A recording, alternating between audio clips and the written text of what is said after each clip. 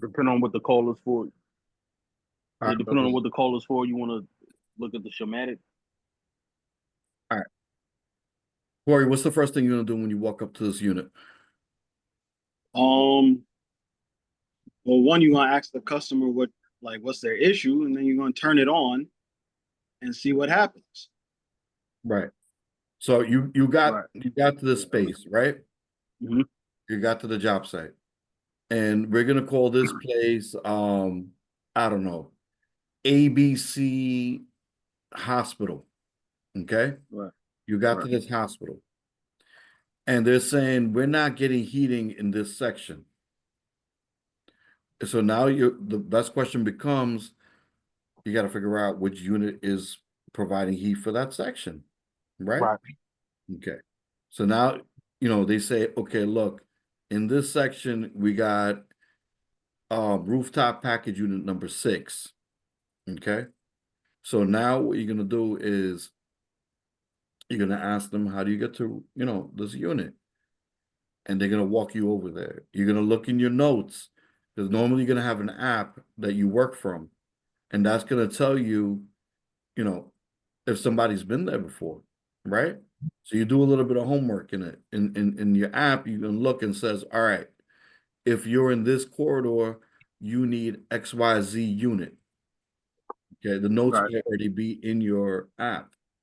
Okay, so you go to, and it tells you it's going to be rooftop package XYZ. And then you're going to have, the engineer take you up here to the roof. You got up here to the roof and there's no heat. The best thing for you to do before you do anything is can you guys see my cursor? Yeah. Yo, walk around a little bit. Figure it out. What do you see immediately? What that you can see that I bet 100% this is what. Okay. So from your brother's experiences at this point, what do you see off the rip that that will tell you what's what?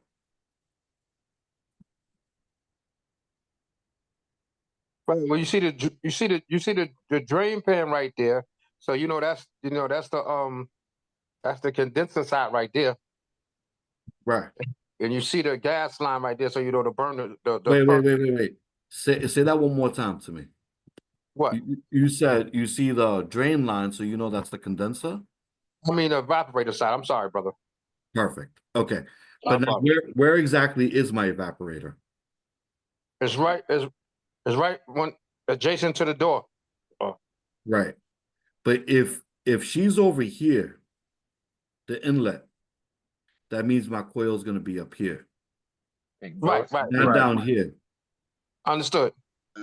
Because remember, the drain line is going to... Peace, Roderick, I see you. Yo, Kenny, peace. All right, peace. Peace. Okay. Oh, we got the whole crew here. Brothers, just be mindful that we are recording. Okay? All right. So we're not talking about where we, got all the bodies hidden, all that shit today. Right? No password we did. All right. So thus far, what we're saying is you got to a service call. We're making this up. Okay. You were at a hospital. Okay.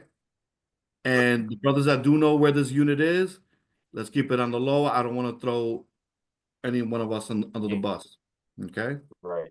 Because if you worked at a public location, you're not allowed to disclose the information, not even for educational purposes. Okay. So we're just going to say, we're going to make this up and say this is Bellevue Hospital, for instance. All right. Okay. You got to Bellevue. You checked in with the building engineer. Okay. You identified yourself. You have to carry a license or something with you. You identify yourself. You went to the building engineer. The building engineer lets you know. All right, look, on the 4th floor, XYZ corridor is not giving us fresh, it's not giving us hot air. It's cold in there. All right, no doubt. I got you. You try to go into your app and try to figure out if anybody's been there. And you might see recent work orders. Yo, listen, brother John was just dead like 3 days ago. Same unit. try to pick really quickly, try to figure out what's going on, right? All right, he was over there. He had an issue with the gas line. He had an issue with this. Try to read real quick. Try to get through the notes. The building engineer is going to have somebody escort you up here to this unit. First thing that we said to do is kind of just walk around this unit, familiarize yourself, look for quick identifiers. A little trick that I do, and I always remind you guys, is I kind of just tap the unit as I'm walking by, right? I treat this unit like it's my wife, right? From the moment I get up there, I'm talking to her as if she's a she. Okay. I'll be like, yo, what's up, baby girl? And I just give it a little tap like I'm smacking that ass, right? Why? You got a major electrical short in it, you got insulated boots, and you give it a little tap. If there's anything major, you're just getting a little quick burn on your finger, and you're not Kentucky Fried Chicken. Okay. A quick tap. Okay. Now I'm looking at her like, yo, talk to me. And Ed said he sees right here, there's a drain line. Right? Immediately, I know that my drain line is going to be directly beneath my evaporator coil. So I know off rip, that's my evaporator coil. Okay. What else do you, brother, see off the rip? Gas line. Ah, beautiful. Easy identifier, that gas line. So if my gas line is here and this door, look at this door. What do you call those? Panels. Say it again. Panels. Louvers, or not louvers, but like something for it to breathe through, right? You got air transfer here, right? 3 of them. So you know off the rip, this is my combustion section. This is where my gas, everything is going to be right in here. You see the gas coming in here. You see where my flue gases come out of. Right. And right in here, I'll probably have my gas valve and my combustion chamber off the rip. Okay. Now, next thing, I could see right here, I see all my electrical lines. You see these electrical wires coming in? You see them coming in here. You see like there's a little disconnect here. I see a screen here. Off the rip, I know I'm looking at my electrical section. Okay. You using your cursor? Yeah. Oh, all right. All right. And then if you look up top, you can see the little silhouette of the condenser fan. Okay. So if I see my condenser fan, more than likely this side of the unit, the other side of the unit is going to be your condenser coil, right? Let me get you a picture of the other side of the unit real quick, guys.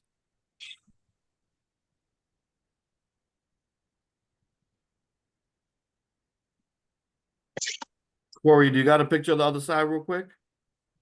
Yeah, I'll try to find one. I'm looking for one too as we speak.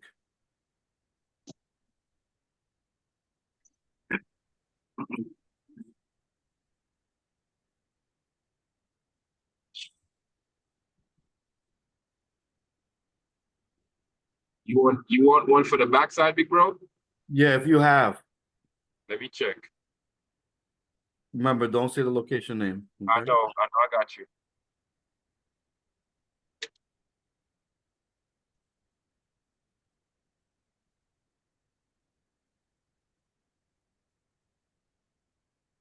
I got it. Okay. Okay.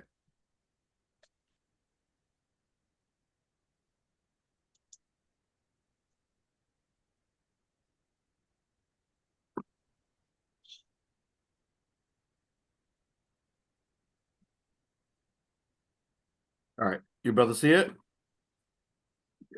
Yeah.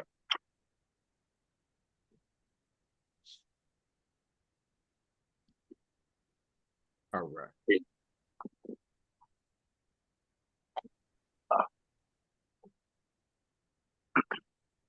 Remember that. Okay. So right here, up top, you see this whole thing. This is a typical condenser fan and governor units. This unit is a governor. The governor is made by Norda. One second. Who makes governor, brothers? Canadian company. Yeah, Forgot the I don't know that they're Canadian. I just Nortec. Okay. Nortec also makes Nortec makes Nortec HVAC unit brands. Nortec makes American Standard, which is very common. You're gonna see those everywhere. So in some people's homes, you might have seen Frigidaire. Okay. It makes Brown. They also have well, Tenny, what is it, Four Season or Corey, do you remember? Mammoth. oh, Mammoth. They also make Mammoth units. So Nortec is big. And so that means off the rip, you know that this is a custom made unit. This is not a ready-made unit that you're gonna go. One second. It's custom made units. That's crazy.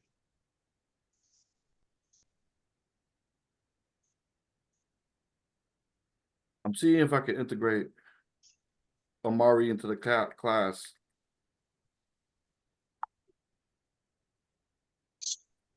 One second.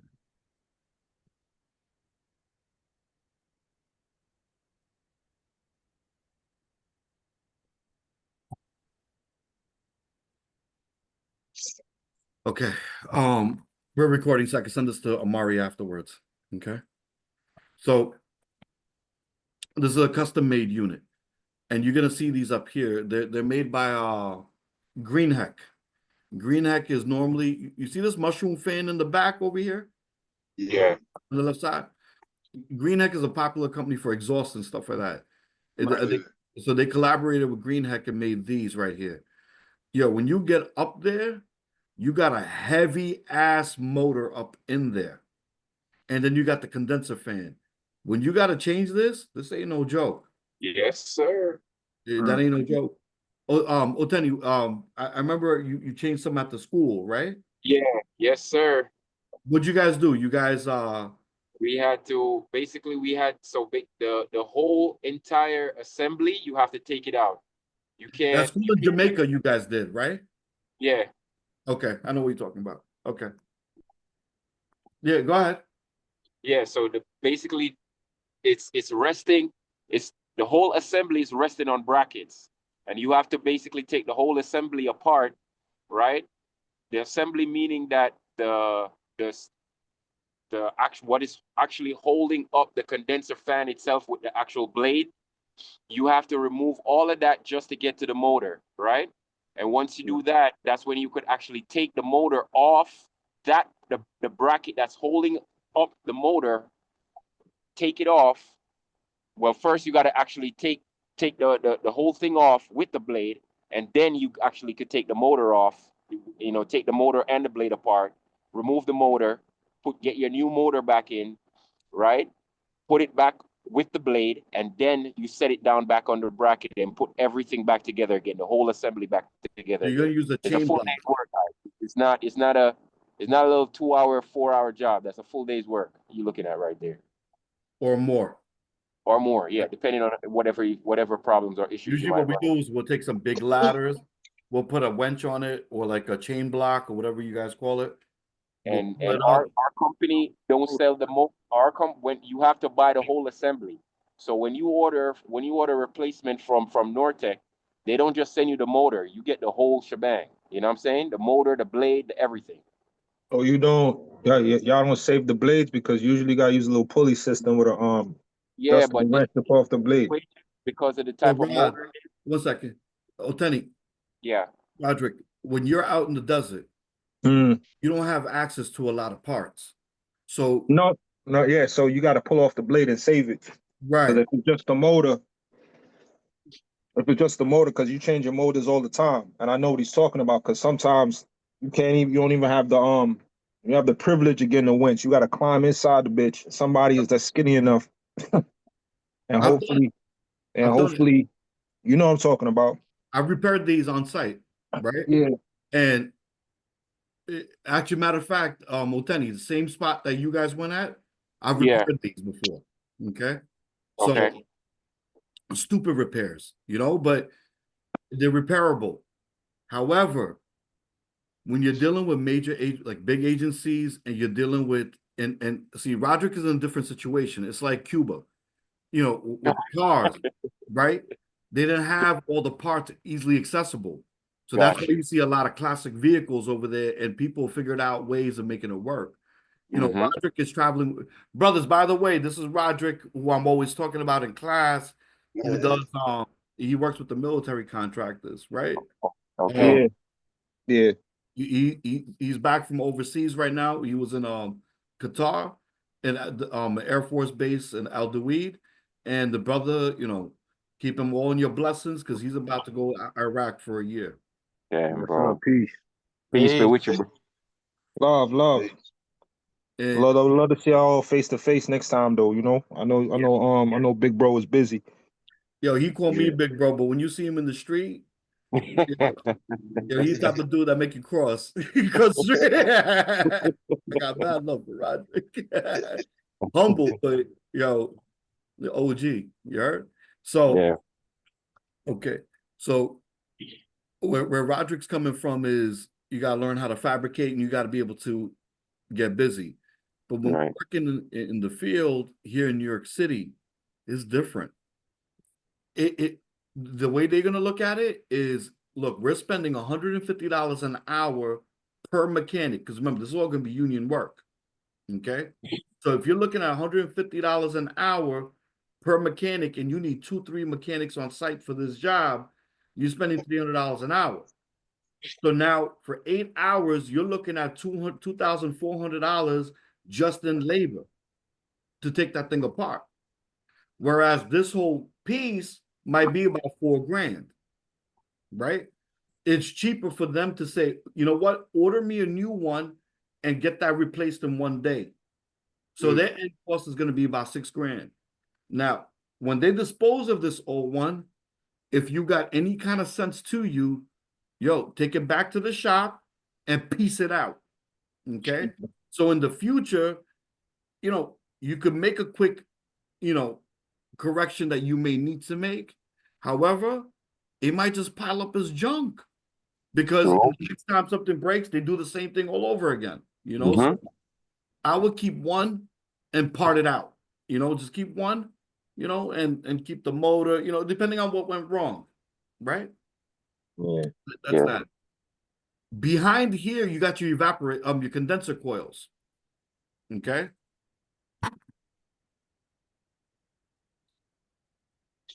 There you go. Behind here, you got the condenser coils. Okay. No. Yeah. No, that's the exhaust. Ain't that your exhaust? So where's my condenser coil? The condenser coil is there, but it's sucking the air up in through that chute. Across the coil. Yeah. Yeah, no word. Because if you walk into this section right here, it's nothing but a condenser coil. So Yeah. this is my air exchange. So yeah, word. So it's not an exhaust, it's an intake. One's an intake, one's an exhaust. Pardon. All right. Right? So the air is going to go in through one. It's got to, no. No, fresh air is on the other side, big bro. Come on. Fresh air is on the other side. That's the exhaust. That's gotta be. No, brother. So work with me for a second. All right. Okay. Nah, that's all intake air. Yeah, it's all intake. It's a suspension of disbelief for a second, brother. Your condenser coil is back here, right? This is your condenser fan.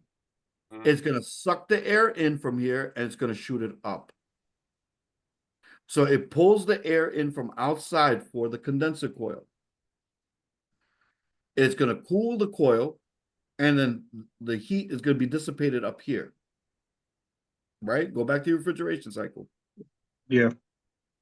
So, peep game.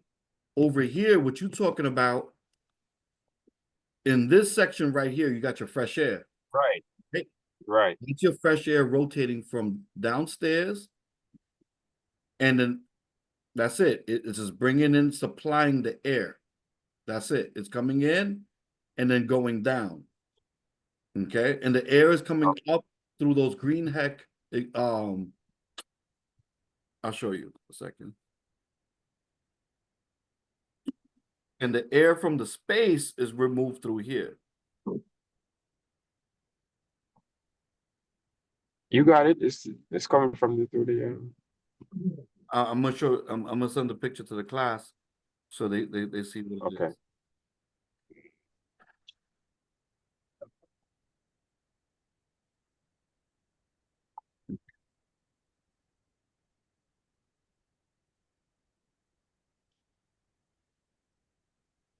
So, in here, you see these joints right here? 1, 2, 3. It's all. Uh-huh. This is where the air is gonna be returned from downstairs, exhausted out. Okay, so what we got going on here,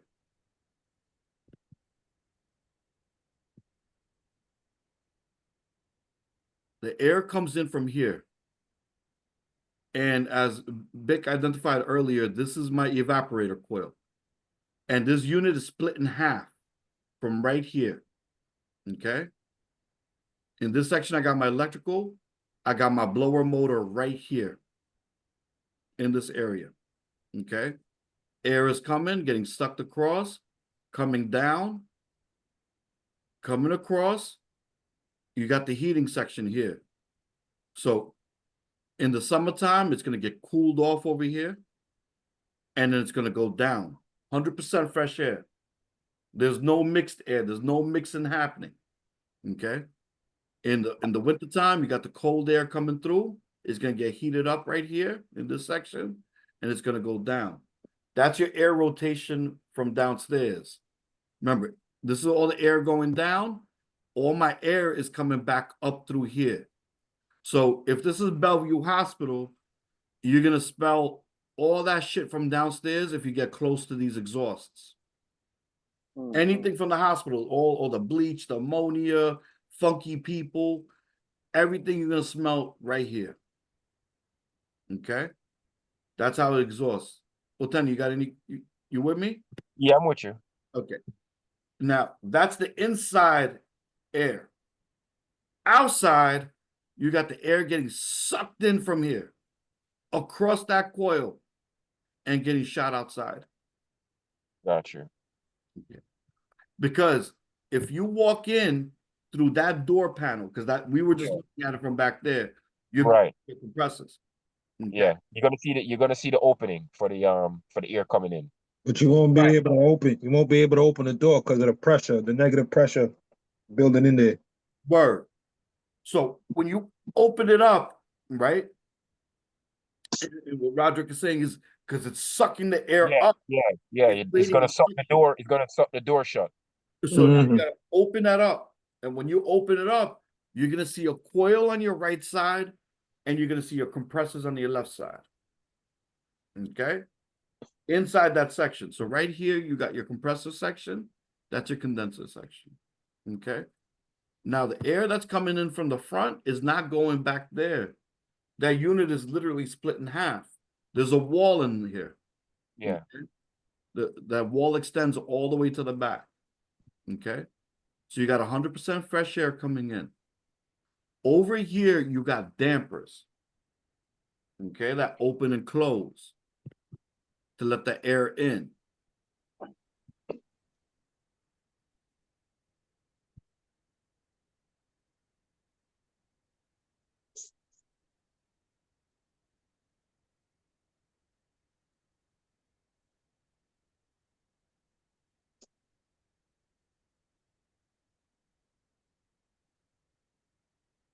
I got close-ups of everything. We're gonna go through the whole electrical right now. Right here. You brother see in this corner that damper? Yeah. Yeah. The actuator, pardon me. Absolutely. And there's a damper system right there. I see that.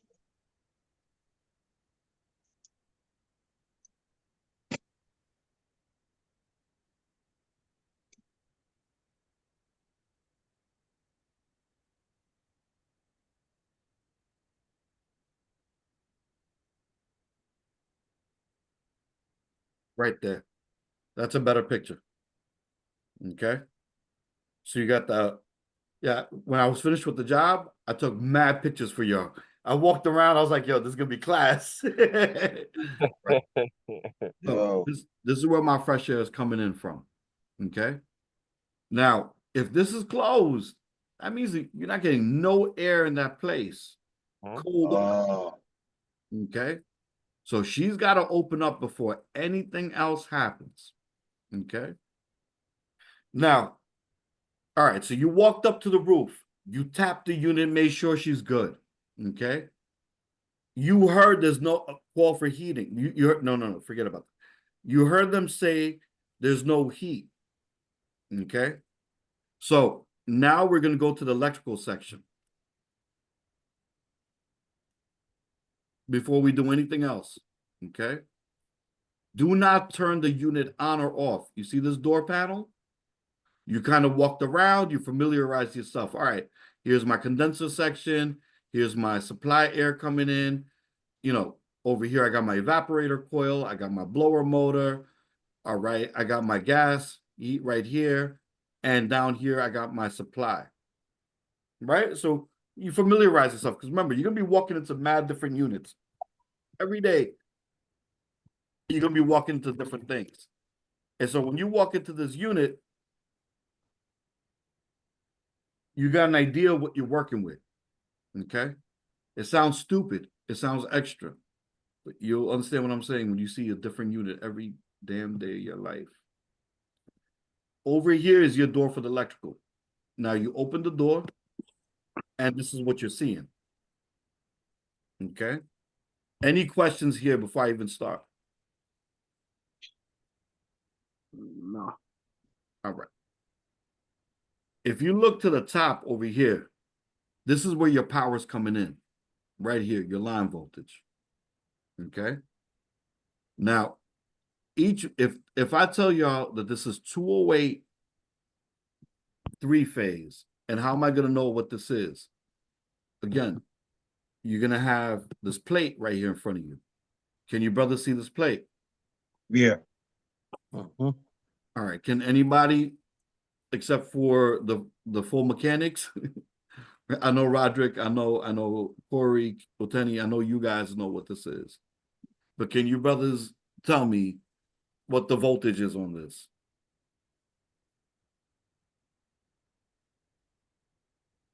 Yeah, 208. 208. Yeah, 208 3-phase. 208 Huh? volts, 3-phase. Yeah. It tells you the refrigerant, 407C. Right. The Okay. serial number, the hertz, It tells you the run loading, the run loading amps. load amps. Lockout. Okay. The RLA is when she's running, that compressor should be pulling guesstimately around that amount of amperage. Okay. When And she the first LRA was what again? Say it again. No, I said the LRA was what again? Like, what was the abbreviation? Remember, when you initially start a motor, you need extra to get the initial crank, right? Right. To get that initial crank. So if you're gonna take your amp clamp. Mm-hmm. Okay. You brothers can see this? Yeah. Now. Yeah. You're gonna set it to the amp on the clamp. The setting that I got it on. Okay. Right. You're gonna take one wire, only one wire at a time. And you're gonna put the amp clamp on it. Okay. I see it's blurry. I don't know why. Yeah.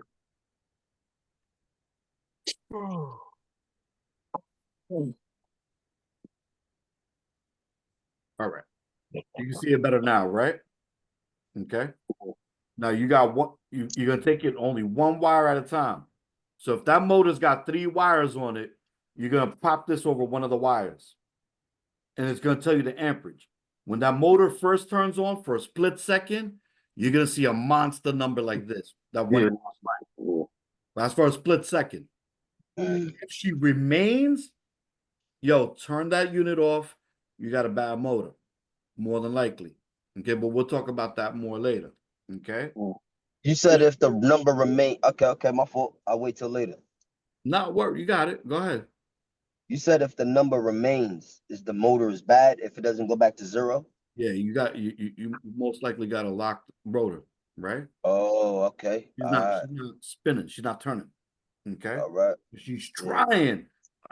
You're gonna hear, you touch that motor, she's getting hot, but nothing's Right. right. Right. Mm, Remember, that's just there for that initial kick. Once she starts mm. kicking, she's Yeah, gonna go yeah, levels out. all the way down to 25 amps. And remember, you got to be within a certain percentage of that, right? Right. I remember Corey made it super relevant to me. We were on a job site, let's say this is running at 25 amps, okay? It's rated for 25 amps. She's running at 20 amps. That sounds like it's within range, right? Nah. Nah. Yo, you got to do the math. Okay, so let's say 25 is let's say at 25 is 100%, right? So Mhm. 25 minus 5 is what percentage? Right? Like there's 5 25s in a That's gonna be 75. 5 25. So it'd be you're breaking the 100 into 5. So you at 20% less, Right. Oh, 20% left. right? So you're running at 80%. So Yeah. that may not seem like a major thing, right? Yo, that could be big, right? So Yeah. you want to be running as closest to amperage as possible. Okay. And that becomes indicators for other things. If you're running low amps, and this is a compressor we're looking at, she might be a low charge. You might have issues going on here. Why is she not pulling the amperage? This is what she's rated for. Something's going wrong. You got to start troubleshooting. Okay. But the main thing we're looking at is 208 volts, 3-phase. Okay. So now we looked at her. We should have 208 3-phase in here. Who knows how to test this? So, Thank you. that's exactly what again? How do you check for 208 3-phase? You put your meter into volt AC. Okay. You got your 2 legs. You got your 2 legs on your meter. Yeah, so you do a leg to ground, right? Right. Well, first thing I usually do is I got 3 legs, right? I'm gonna go leg 1 to 2, leg 2 to leg 1 to 3, right? Okay. And I should get 208 across all 3 of those. Oh, okay. And then what I'm gonna do is I'm gonna find a good ground. Okay. If you look right here where I'm pointing, I'm getting a ground right there. Typically, you're gonna see the brothers just hit the metal and clank, clank, clank, clank, clank.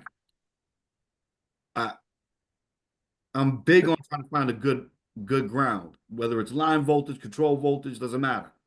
I'm big on finding that good ground. I've seen guys mess up in their troubleshooting because they're getting a fake ass ground. Getting so screwed up, right? Getting some feedback. So get that ground, 1 leg on ground, and you check each leg.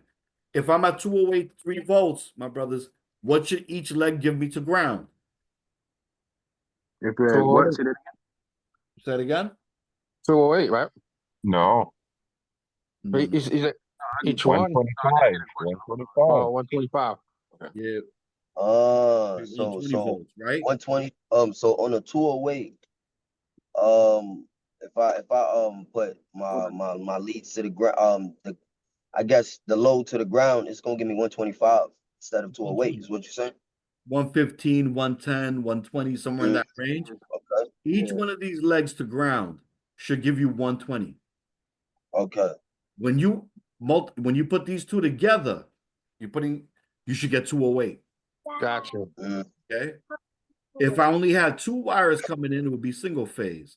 I got 3 hot legs coming in. So it's 3-phase. Ron, I'm going to take you back to the electrical and the notes that we sent. You can read them. Okay. Now, comes in. This is just my disconnect. That's all that is. So remember when you first came to the unit, you see this little switch right there, the handle? Right. That's handle. If it's down, she's on. If you turn it, she's going to turn it off. That's what we're looking at right now. We're looking at a disconnect. You see this little arm on it, got a little T on it? Yeah. The handle helps turn that. Okay. So if you have to turn this off, what are you going to do now? You have to turn off the unit. You're going to close that door and turn it off. Right. Don't Mm. be like, you know, I mean, you can always do, you know, you could grab a pair of Nipex, right? Or like a channel lock, grab it and close it, right? You can, right? Fast way to fucking die. Okay? I see motherfuckers do it all the time. I do it all the time. Yeah, we do that, man shit. Yeah, we do that. We do it. We do it. And you're going to get used to doing it. But just remember, you can die. Be mindful of where your hand is.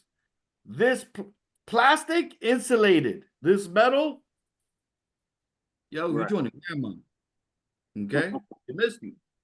So when you grab that, be careful. Okay?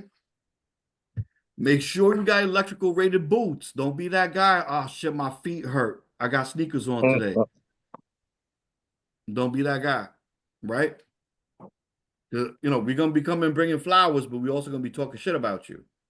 You know, we're gonna be like, damn, yo, he was a good brother. I'm gonna miss him. I fucking dickhead wore sneakers that day, right? So it's like a double-edged sword. Yo, Rod, tell me I ain't lying. Yeah. We're gonna be like, yo, that's a good dude, but he should have rocked sneakers. He should have had his boots on. Okay. So when you buy your boots, Ron, you're the baby in us with us. And Noel, make sure your boots are rated for electrical. You heard? Okay. So now this is coming through. A switch opens and closes the bridge. Okay. So if the bridge is closed, that means that she's on. I got power coming through.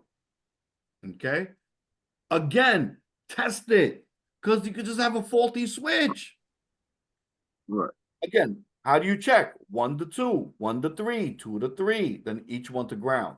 That's good practice. Okay. Mm. Then it's going to this terminal block. And this terminal block is distributing this all across the space. Right? Now, it's going first to these motor starters, contactors. Okay. A contactor with, no, these are just straight up contactors. All contactors, and you know the time delay. You want to set it to the side, brother. So, and then that's, where's the time?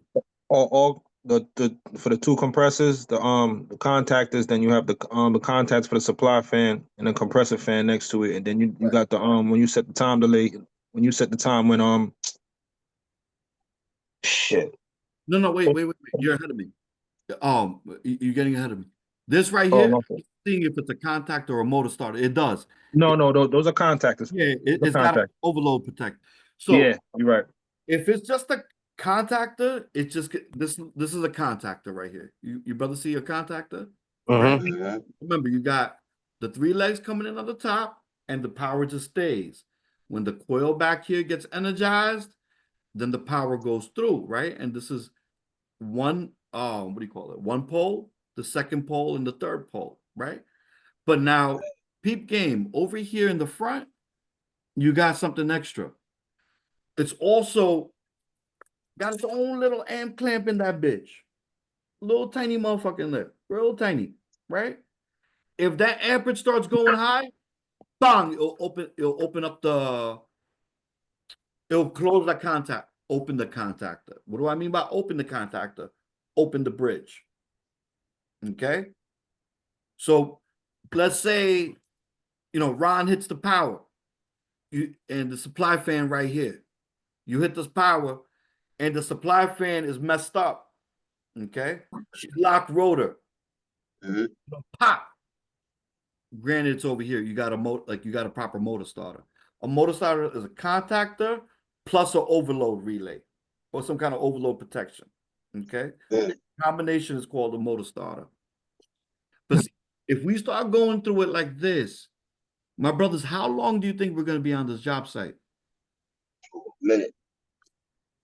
Now, today, I had a class starting at 5 o'clock. Yo, I didn't reach that job site till what time?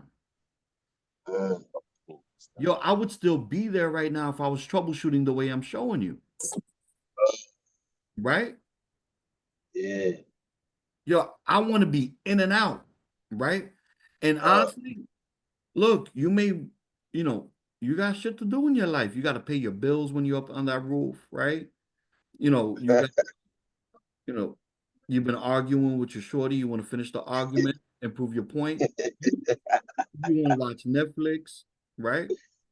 Look, you don't want to be there all day troubleshooting. If you're going from point to point to point, you're gonna jump off that roof. Okay. So what you're gonna do is real quick is kind of assess what's happening here. Okay. We're looking for heat. Okay. So I'm gonna immediately look at my schematic. Just the way I familiarized myself with the unit, I quickly familiarize myself with my wiring diagrams. Okay. Now, you're going to have multiple pages of wiring diagrams in front of you.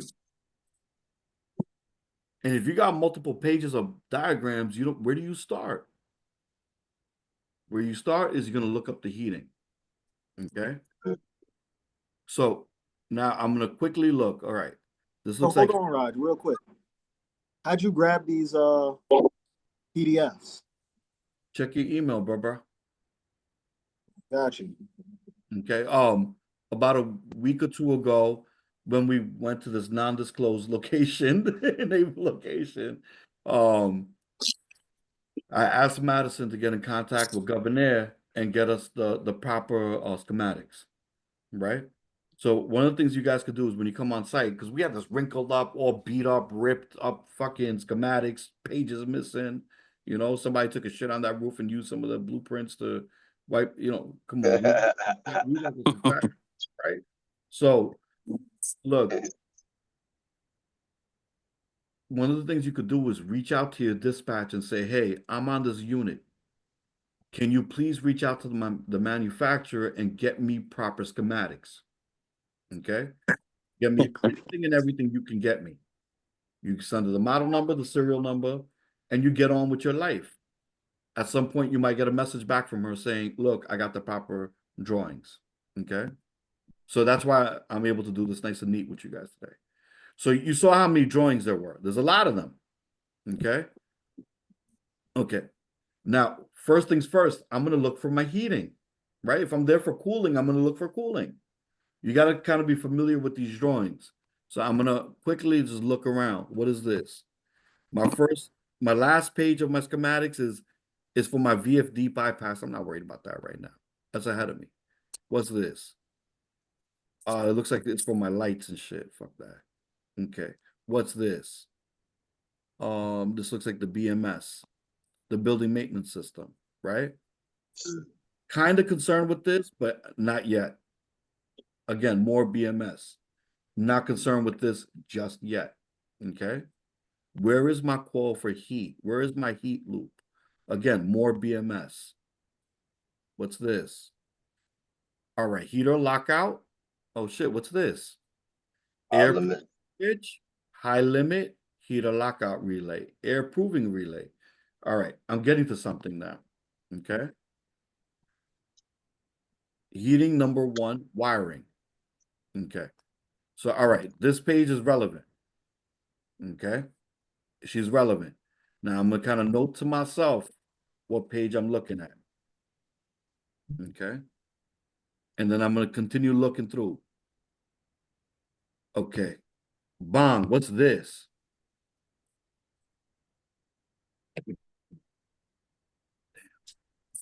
All right. Can you brother see the screen? Oh, that's where the dampers were, where I forgot where the aerator, something like Right, that. where the supply air is, right? Where the air is coming. Yeah. Where the air is being supplied to the unit from outside. Okay? Yes. Because you got The 100% dampers. outdoor air. Oh man, what the fuck? Okay. Rashad, what happened? Nah, my bad. Nah, man. Just somebody just hit me up with some shit. My bad, man. Okay. Nah. I'm looking at the schematic. All right. So you with me. Okay. Got you. So I seen on the other page you had some stuff with heating, but this one really looks like it's on point, right? So I'm gonna look at it. And I'm gonna spend a minute with it. It's a supply duct high limit. Okay. Mm. And you see this it looks like it's closed, right? Right. That means it's normally closed. So that's a safety from jump. That's always got to be closed, right? Got you. Okay. It says safety contacts by others. Okay. And it says unit hand off auto. What the fuck are we looking at here?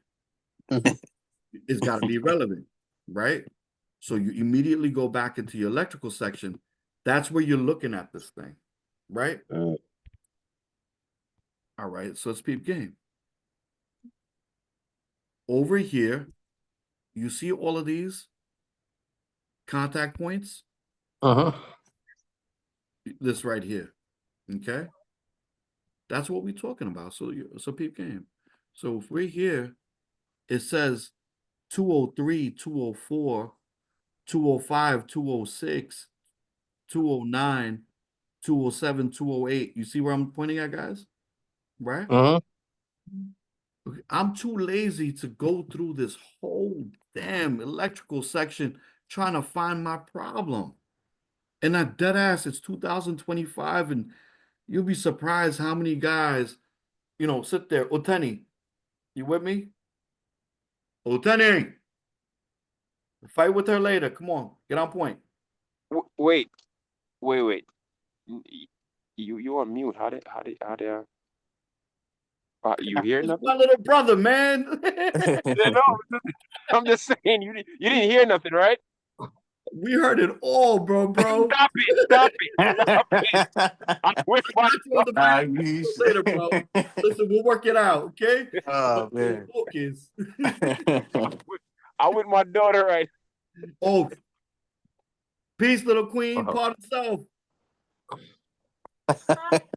Oh, Oh man. She said, "What up?" next time. I'm sorry, guys. I apologize. I'm You this all Sunday. good. I'm spending the Sunday with my daughter. My guy. Sorry, my bad. All right, continue, big bro. I'm sorry about that. Okay.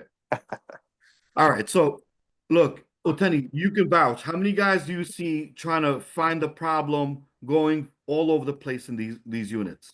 Yeah. So, especially with this particular location here, there's been a few guys that actually has been dispatched to this call, and I'm not gonna lie to you, the only person that I've seen thus far that actually did something in terms of trying to get to a resolution was Mr. Wu, right? Everybody else pretty much came and tried to get the unit working to whatever extent, not even actually running at even full capacity as how it's supposed to. And they just basically dip out of there as soon as they get something going, right? And the temperature in the space, either whether it needs to drop or whether it needs to go up, as soon as they see a temperature rise or the temperature falls, depending on what's the season, they out of there, bro. They said they did their job and they out of there. They wash their hands and hey, I'm done. Done So for the day. what was the lingering problem? Like you saying like every winter they don't have any heat? Wait. So, Oteni, Yeah. Mr. Wu fixed it. I love Mr. Wu. That's my teacher, my mentor, and I won't step on his toes ever. He's the Yeah. MVP of this shit. Okay? Yeah. But it was Corey and I who got this unit running, not him. No, I said this person that I've seen that I've worked with coming to that location that did actually something to get he definitely got her rocking and rolling. Right, exactly. So he got the ball rolling. You guys basically put it in the net. He gave us the alley-oop. I got you. Yeah. And Yeah, not only did he give us the alley-oop by doing what he did, but he stayed on the phone with us a lot too. So we was troubleshooting together. But Right, in right. reality, at the end of the day, it was Corey and I together, right? So Okay. we're the ones who really did it, right? Okay. And I Mr. got Blue was right there, right? Okay. He's like the voice from the sky. Oh. He's like Mufasa, right? All right, okay. So, but the reason why I say that though is even Mr. Wu, he missed a lot of it. Okay. Okay. So I mean, we really had to give it its due diligence to get it So fixed. you did the problem was It's addressed 100% to the dish check controller, or did you guys try to 9 yards. She's running completely automated from A to Z. really? Yes, sir. Big bro, you gotta put me on, man. You can't leave me out, big bro. I'm the little That we bro was out done here. a few days ago. We just milked 2 days on that roof. Okay, I got you. But I'm saying though, you gotta let me, you know what I mean? You gotta school me though, big bro. So that's what we go to school right now. You in class, right? All right. Okay. So people, we here. Go pump the gas. Open a new tab. Okay, and then I just want to make sure that you guys got. We're gonna make this easy. Okay. When we got to the job site, I'm not going too crazy. I'm not gonna go through each and every single point. That's nuts, right? That's the way people troubleshoot. When you watch guys come onto the job site, they're gonna be going through component to component. They're running back and forth. Yo, it's this, it's that, it's this, it's that, it's this, it's that. No, stop. You don't know. You're guessing. We don't deal with mystery. We solve the mystery. We deal with science. You got to have a sequence of operation in the way you work. Okay? Absolutely. So right here, it starts. Okay? So look, I got line 201 here, and I got line 202. Okay? That's it. Line 201 means that I got 24 volts hot leg coming through here. And this is my ground for my 24 volts. Okay? Okay. Now, I know that because I went through the schematic. In the schematic, it tells you what's what.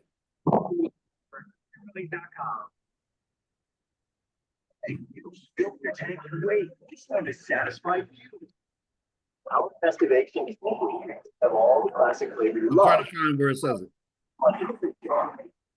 Right here. You see where it says 201 and 202? Transformer. Okay. So 201 is my hot leg, 202 is my ground. You see it? There's got a little sign over here. That's a ground sign. So if I take my meter,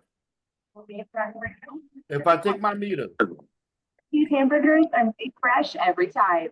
oh, Tenny, that's you in the background? No. I'm at the gas station. Oh, okay. So if I go to 201 and 202 right now, right here on the screen, okay, I should get 24 volts on my V.A.C. on my meter, okay? How am I going to do this in real life? In real life, I'm going to go right here. You see where it says 201 and 202? All right? I go right there, 201 to 202. Do I got power, 24 volts? Now I know 202 from that point forward is going to be my ground leg. Okay? You see 1, 2, 3.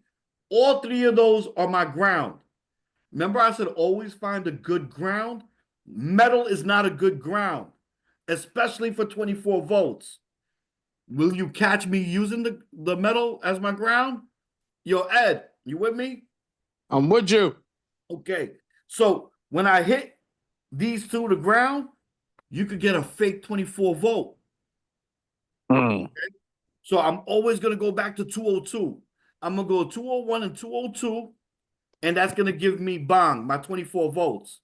I know if my transformer is good. Okay? Now I'm going back to my diagram. So I know at 201, I got 24 volts. Now I'm going to look at 203.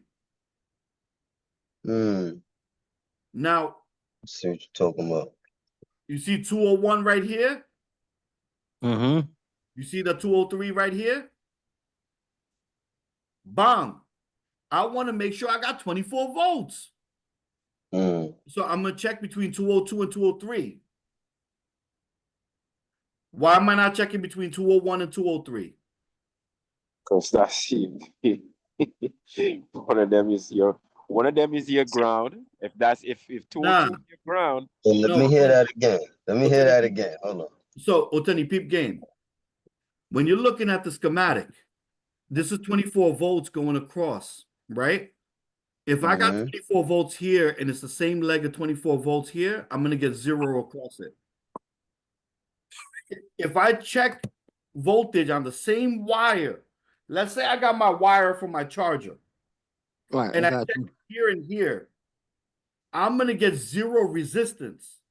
So my meter is going to say 0. It's the same leg.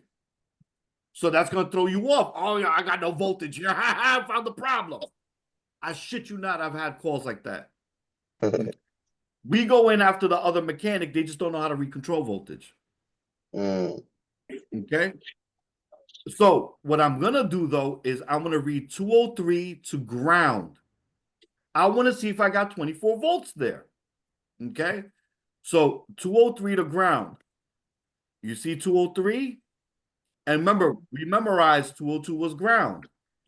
So I'm going to stick my thing in 203 and 202. I should have 24 volts there. Okay. All right, cool. I got 24 volts. So I'm going to continue. Do I have 204? 204 to 202. Do I got 24 volts?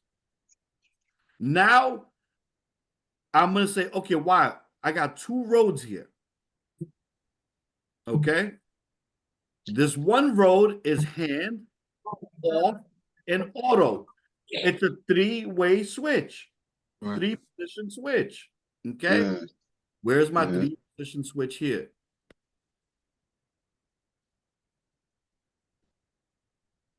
You see this right here? It says hand, off, and auto. Right here. Hand, off, auto.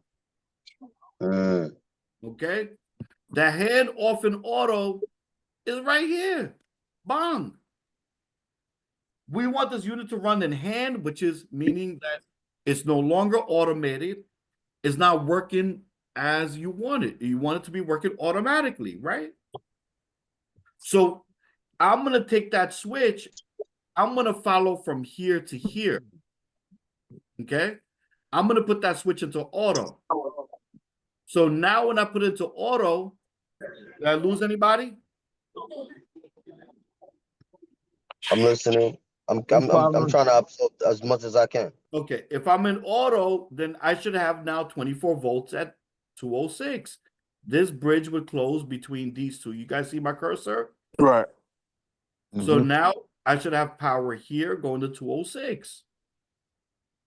I'm going to check 206 to 202. I'm going to check 206 to ground. Now, from there, I'm going to check power between 205 and 206. You see these terminals? They're showing you the terminals. Right. Okay, there's a normally open relay here. Right. Towards the ground. CR818. Okay, so now I check 205 to ground. Oh, shit. We're losing power. So we know right off the rip, CR818 is open. That means my relay 818 is not closing. Are you done troubleshooting? Nope. No. Now we're gonna have to figure out what 818 is. Okay. And very quickly, I'm looking across here too. Regardless of where my power goes here, it's also going to CR526. That's another relay. That means relay 526 is getting a hot leg. Always. But wait. Yo, quick, Go ahead, Raj. Go ahead. Why is this relay a circle and why is this relay 2 lines? Again, pay attention closely because I know full mechanics that don't know the difference between those two things. Right? Okay. Now, over here, 202, remember I said that's my ground. So my Right. ground coming to this relay. And over here, I got a hot leg. If I took a hot leg and hit the ground, what do you think is going to happen? Kablooey. Right, a spark. Right. So that means this is my coil for that relay. Okay. Coil, which is going to energize to then open and close. This right here is not my relay part. It's my actual contacts on the relay. So if the relay gets energized, she's open. I mean, she's open when she's not energized. She'll close when she gets energized. Right. Here, you have contacts running through that relay. We don't know what they are yet. We just know that that's that relay's coil. And over here, we know it's the contacts. So now it says over here to the side, it tells you. Shut down relay. The shutdown relay. Right. Normally open, what's that? 804? Right. So normally this has got to be energized. Okay. She's always got to be energized. Right. Right. Okay. She's always got that shutdown relay's always got to be energized. So off the rip, I know that's not going to be a normally open coil. I mean, not normally open contact. That's going to be a normally closed contact. So if it loses power, it's going to open it. It's going to open. So it's right. So it's going to disconnect. Right. Everybody's with me? Yeah. Yeah. Okay. So I'm not worried too much about this. I'm going to look at that. But I'm also looking over here. Because remember, we turned the switch off. We lost at 205. So I know at that point, Corey's going to hear me say, yo, look at my relay 81 or Oteni, whoever's with me that day. It's going to be Oteni or Corey. Yo, let's look at relay 818 and let's look at relay 526. I'm going to quickly scan right here on the same page to see if I see those relays. If I see 526 anywhere, no, I don't see 526 nowhere. I don't see 818 nowhere. Okay? On the same page. What I am going to do, though, is I'm going to look real quick at my relays. Okay? These are my relays. You with me? Right. Okay. Now, these relays are identified. Each relay's got a sticker on them. If they don't, you got a problem. Now you're following wires everywhere. Okay, real quick. You see how the switch, hand off and auto, has got 3 switches and the 3 terminals in the back? You see it says 206. On the bottom, it says 205. These 3-way switches are a little tricky. When you switch it up, it actually energizes the bottom one. When you go in the middle, off, it energizes. The power is going to be here. When you go down, the power is going to go up. Okay. So when it's in the middle, the power is parked. Right. Okay, got you. All right. Okay. Yeah. Now, I don't know if you brothers can see it. These relays have numbers on them. Right. So now, remember, I said relay 526. Now I'm looking, bang, right there, relay 526. Okay? Right. It's going to be broad. It's daylight outside. There's a little light in this ice cube relay. Okay? She's going to light up. You're not going to see the light. Okay? So how do you know if she's energized? Okay? So over here, I should have taken a better picture. I apologize, my brothers. I don't know if I got a good picture of these relays. Yeah. Nah, look at I the can see it. You can see it because you you can look zoom at in the on here too, number. so I can see the numbers. Can't see the You bottom. look at the schematic, then you look at the number wire that's going into the terminal block behind the relay. So, Right. like for example, if it says 202 and that's the one that's energized, that's supposed to be going in to energize the relay, you could take your multimeter and see if power's going to it from that connection Right. into ground, and then checking the bottom of the relay. Oh yeah, that makes sense. That makes sense. Yeah, and that's how you know if you're getting power to that. Right. Okay. Or that's how you know if it's functioning. Okay. So I'm gonna draw something really quick for you brothers, right? But My fault, big bro, for jumping forward. yeah. All right. You see these? You got these 6 screws on top. Right. Okay. Below you got 2 screws, and then you got 3 more screws on the bottom. Right. So you got 3 on the bottom and then 2. Okay. Right. We call it the commons. That means those are the hot legs coming into the relay. Okay. They just sit there and they get parked. Right. Now, Wait, big bro, what? Wait a second. Say that again. Well, I'm sorry. I just want I'm to. gonna draw you a picture. Otherwise, we're gonna get lost in this bullshit. 1 second. I just want to know, where did you say the common one is generally? That's what I was just doing. On the bottom. Yeah. Okay, that's all I want to know. I'm gonna draw.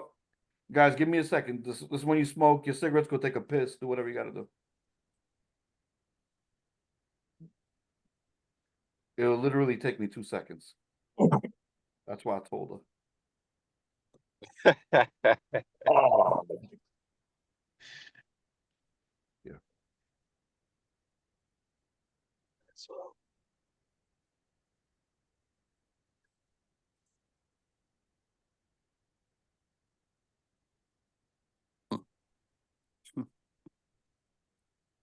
All right. So, All right. your brother see Yeah. this picture? Yeah, got the image here. All right. So this picture right here. This is the relay. Remember the 3 screws that you were seeing on top? Those are the 3 screws. Right. Okay. On the bottom, you got 3 more screws. Okay. Right. Power comes into the bottom. That's your contact. That's your hot leg, your common, whatever you want to call it. Okay. This side is normally closed, these 3, and these are normally open on top. Okay. These 2 are your coil. This is pretty much universal. This is what you're going to see across the board. So now to go a little bit further, what do I mean by all of that is this. I'm going to make another drawing for you guys real quick. If you notice, my drawings don't take long.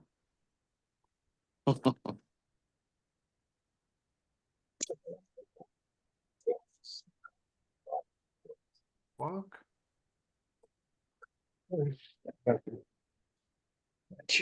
I lied to y'all. There you go.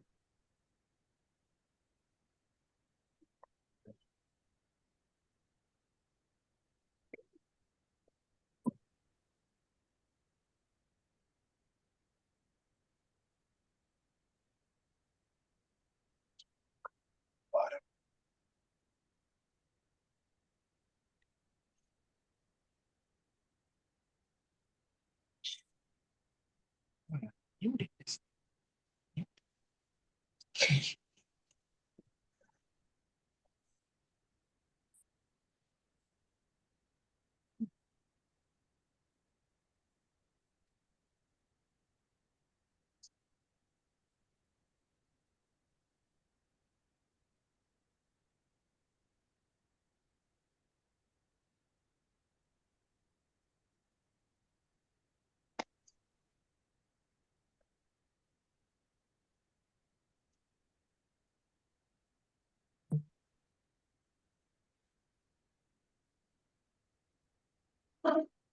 All right.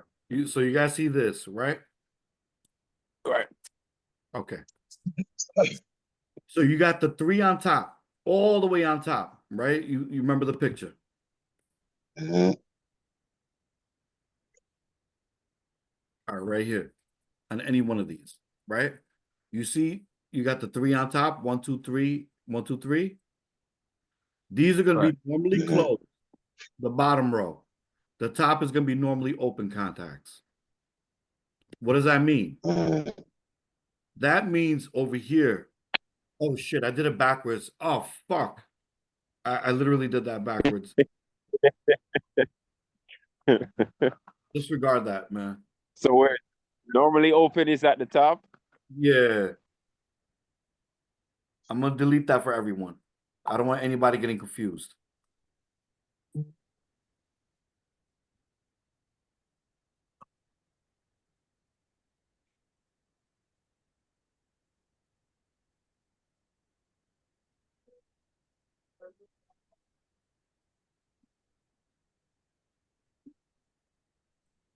Okay.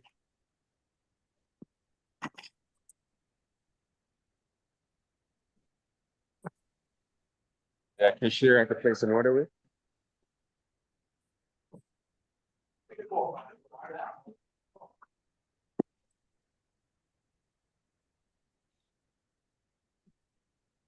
All right. All right, so I corrected that real quick. Okay. So the top is normally open. The bottom is normally closed. That means when this coil is not energized, whatever you put over here is going to be here automatically. Any questions? No. Normally closed. That means without being energized, you got power from here going to here. Mhm. When the coil energizes, it's going to open. Whatever's going on here, when this coil gets power, is going to happen opposite. Okay? Normally, it has no power to it right now. This coil has no power to it. Does that make sense?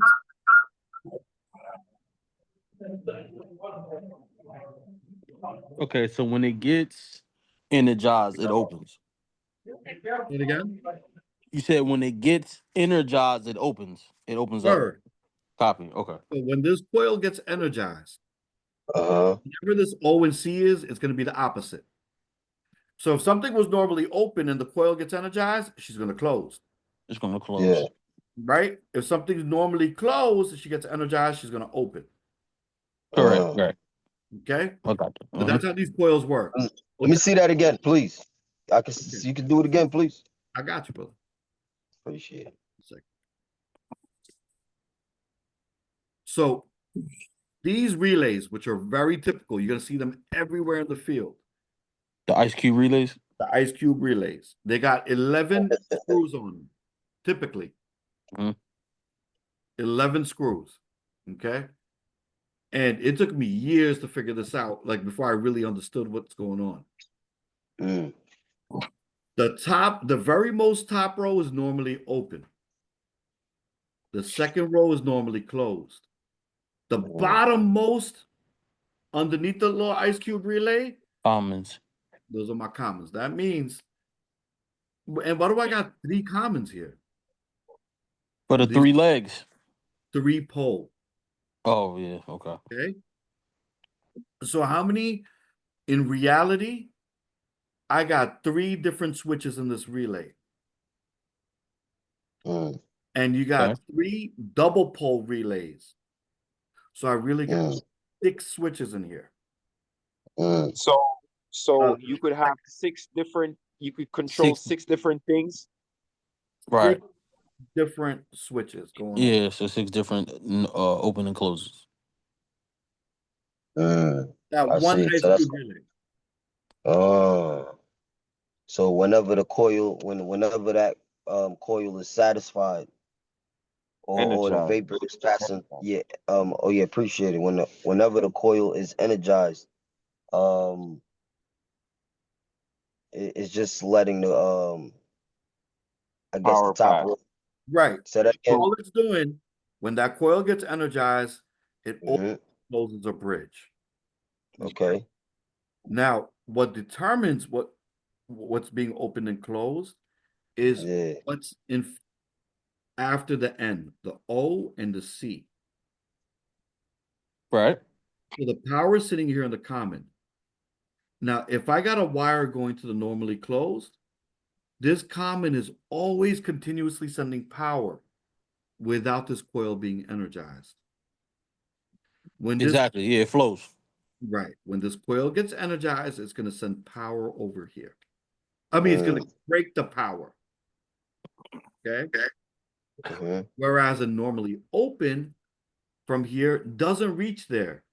It's just sitting here. When the coil gets energized, the power from here is going to go to the top here. Okay. We'll work more on this. Okay. So you're on different levels. So I don't want to hold up the other guys. Ron, you're still new in the class, so don't sweat it. It takes time. Okay. So like a brother like Rod, who's been doing this for a long time, or Corey, second nature for them.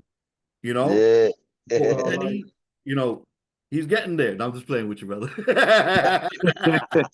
right, think That's of it like good, man. I know the rules. Okay. think of it like a parallel circuit. You know anything about that, bro? Parallel circuit. Like when you got the light bulb and it goes around, you got the wire that goes around, because you got to remember that energy has to circulate. You get where I'm coming from? That's one thing. Like when you look at any schematic, you just break down electricity, proton, neutron, electron, all of that. But when it comes out, well, one thing you got to put in your head, electricity always have to fucking circulate. Sorry for cursing, but it always got to circulate. Always got to come around. Like a lady, for that to treat you like a lady. Okay, I'm listening.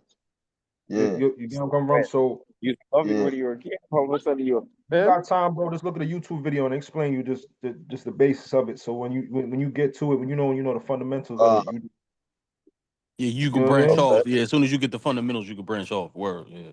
All right. Ron, we'll get you there, brother. Okay. Appreciate that. So the other brothers have had a lot of classes. We did a lot of electrical over the last 6 months. So like I know Bick, Rashad, you guys got this on lock right now, right? Yeah. Okay. Yeah, we got it. All right, good. Noel, how you feeling right now? I don't really bad. Noel, how you doing, brother? I'm just taking everything in. I bet. It's all good. Okay. So remember, the power comes in the bottom, and it's going to be normally closed or open if the coil gets energized. This coil right here, when we're looking at the schematic, this is the coil we're looking at. That means that this is getting energized. Okay? Right. Whereas the fuck I turned up video. You see this right here, where it's a CR818? Yeah. This is what it's showing. This contact right here, one of these. Okay. So it's showing you different parts of that same like different relays. Okay. Okay. Towards where that wire is connected. Right. Okay, 1 second. Here we go. So now, remember what we were doing. We started over here at 201. We went from 201 to 203. We went to 203 to 204. 204. Right. 204 to 205. We hit that switch into auto. We got power at 206. We had 24 volts. At 205, we lost a hot leg. So we know that CR818, we got a problem here. She's not getting anything. Okay. And then we got to make sure we see what's happening at 526. Okay. So at 526, the relay is going to be between 204 and 202. This schematic in itself is incomplete. I cannot make any determination what should be from this two alone. All I know is I'm going to make a note to myself, note to self, CR526 and CR818, we got an issue. You heard? Okay. Yeah. So at that point, I'm going to now go through my schematic and I'm going to start with CR818. Okay. And I'm going to say, where is my 818?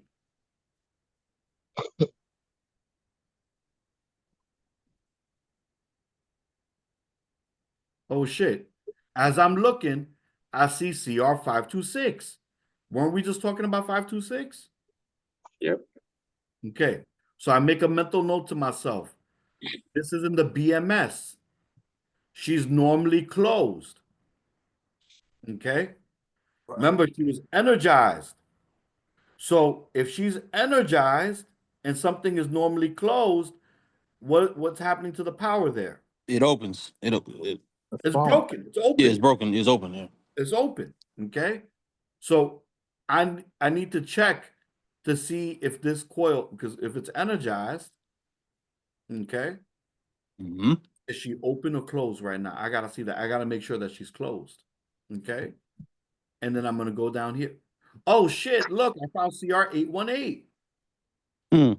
Also, for my expansion module binary outputs 0 to 3, this is my BMS. Okay. So my BMS is putting a 24-volt output, and 202 is my hot leg. Okay. So I got to be getting 24 volts for this relay to be energized. Okay. Everybody's with me? Yeah. Yep. Okay. So I got CR818. Okay. So I'm going to go back here real quick.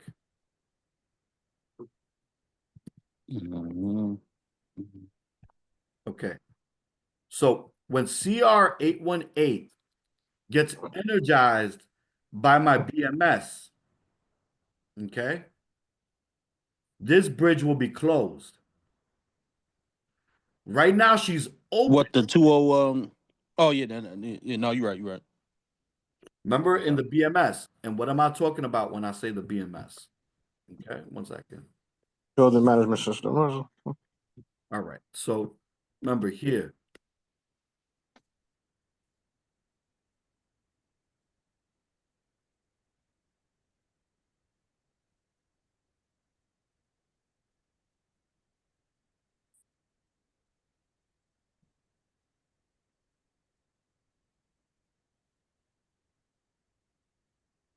This is a distech controller.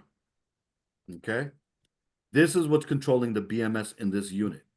And you got two different distech controllers. Okay. This is distech controller number 1. It's got mad wires on it. Number 2 has a little bit of wires. So all this is this is number 1. Number 2 is an extension. They ran out of freaking ports here. So they needed to add an extra one.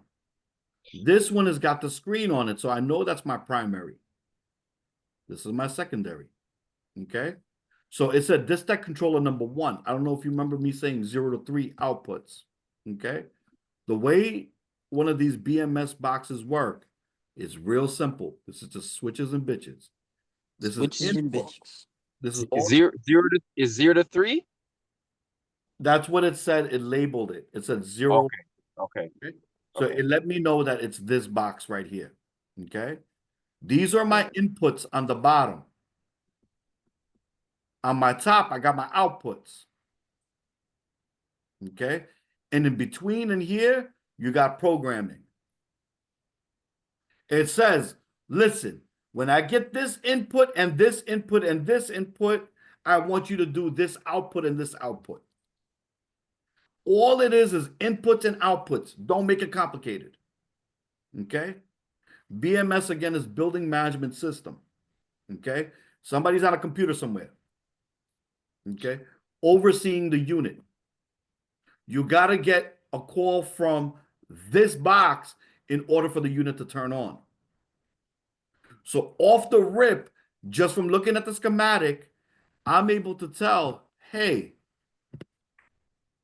I got power at 206, but I don't got power at 205. So I'm losing. My power stuck here because they put a relay in line, and that relay is open. When she gets energized, it closes. But the reason it's open is the BMS is not sending the 24 volts. Okay.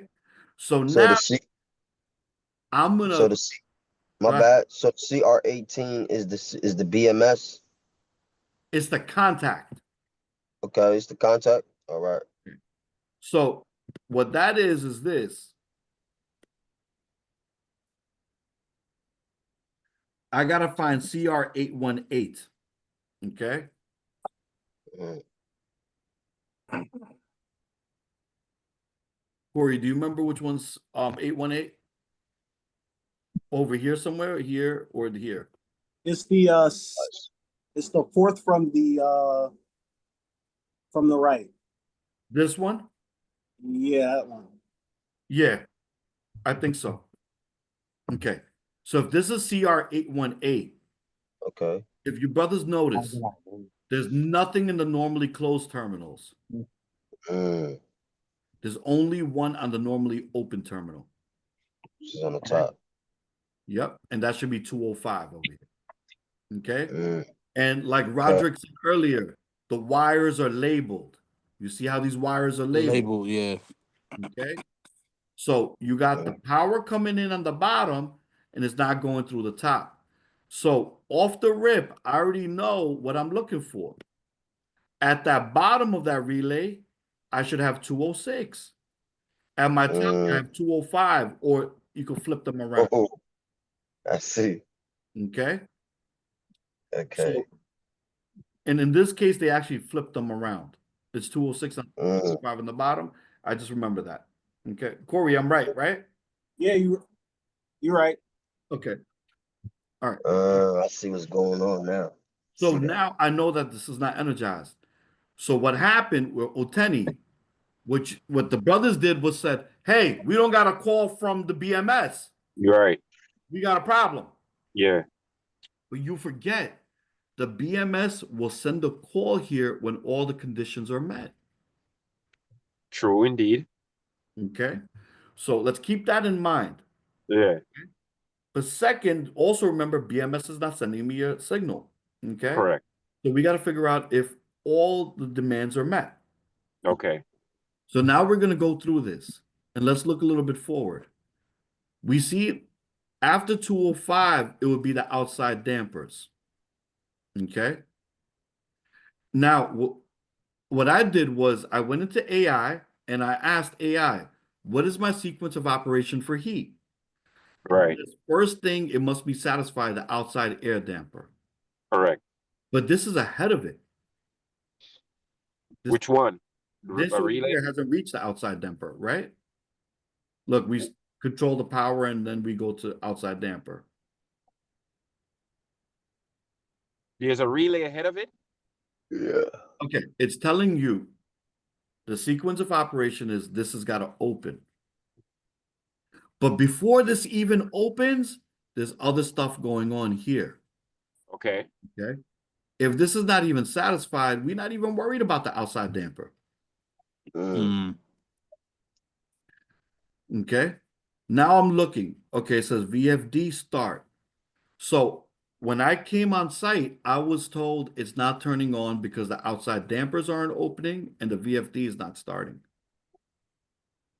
That's untrue.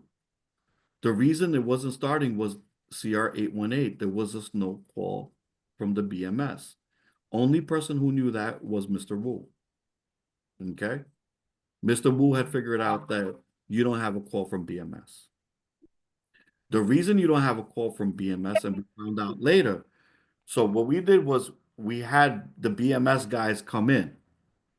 And That's what I was gonna ask you earlier. I said, did you have CSI come? Okay, but we requested the same thing. They told us that it's gonna take scheduling, and they if No, you no, know no. do what you could do what you could do. Oh, Tenny. Yeah. But see, that's where you also got to work as a mechanic. Remember, I said there's 5 things to making a great mechanic. You got to know your mechanical, you got to know your electrical, you got to know airflow, you got to know how to take great notes, and one is politicking. Okay. I politicked it to the point where I said, listen, we got a lot, we're gonna keep it as this is we're making this a makeup location as Bellevue Hospital. We got Right. live patients in this spot. If they're not here immediately, we're going to completely cut out their BMS. And we won't need them here anymore. So that's why Mr. Wu suggested to them that we could go ahead and put in the Honeywell controller Remember, as the Honeywell the controller override. only modulates the gas valve.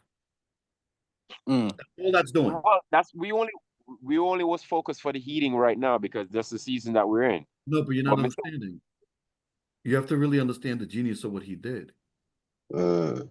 He doesn't want it to get too hot and too cold in the space, so he's just modulating the gas valve. That's all he did. That's all he did. And what he did was he overrode the system, and he had the system running in manual. Okay. Me and him spoke about it, and So now when I'm that's there, basically what we I'm saying confirmed. that's unacceptable. So on the very first day, we had that running in override again, right? So when Okay. the service call, all that happened was somebody had reset the system. So as soon as we Yeah. put it into override, boom, she turned on. Yeah, of course. So I'm in the same place as you and Mr. Wu. Right. And I said that's unacceptable. I need this in auto. Got you. I got you, big bro. Okay. Yeah. And what he did was smart, but that's a separate conversation. Okay. Mm. Because what he did was he left it running 24 hours a day because it's a dead of winter, but he was fluctuating the flame. So it never gets too hot in the space. Right. Okay. So, but that's going to go over every mechanic that walks in there. Almost 9 out of 10. And that was done with just having that knowledge, that electrical knowledge, and Work. pretty much Well, bypassing. no, it's a combination of great many things. Mr. Wu's been a mechanic for 30 years. He goes home and studies every night. So it's called the Max Electra. The Max Electra is a very specific board, right? It takes the input of the voltage coming in and then maximizes it. So it's going to take the voltage coming in and it's going to increase it between 0 to 20 VDC.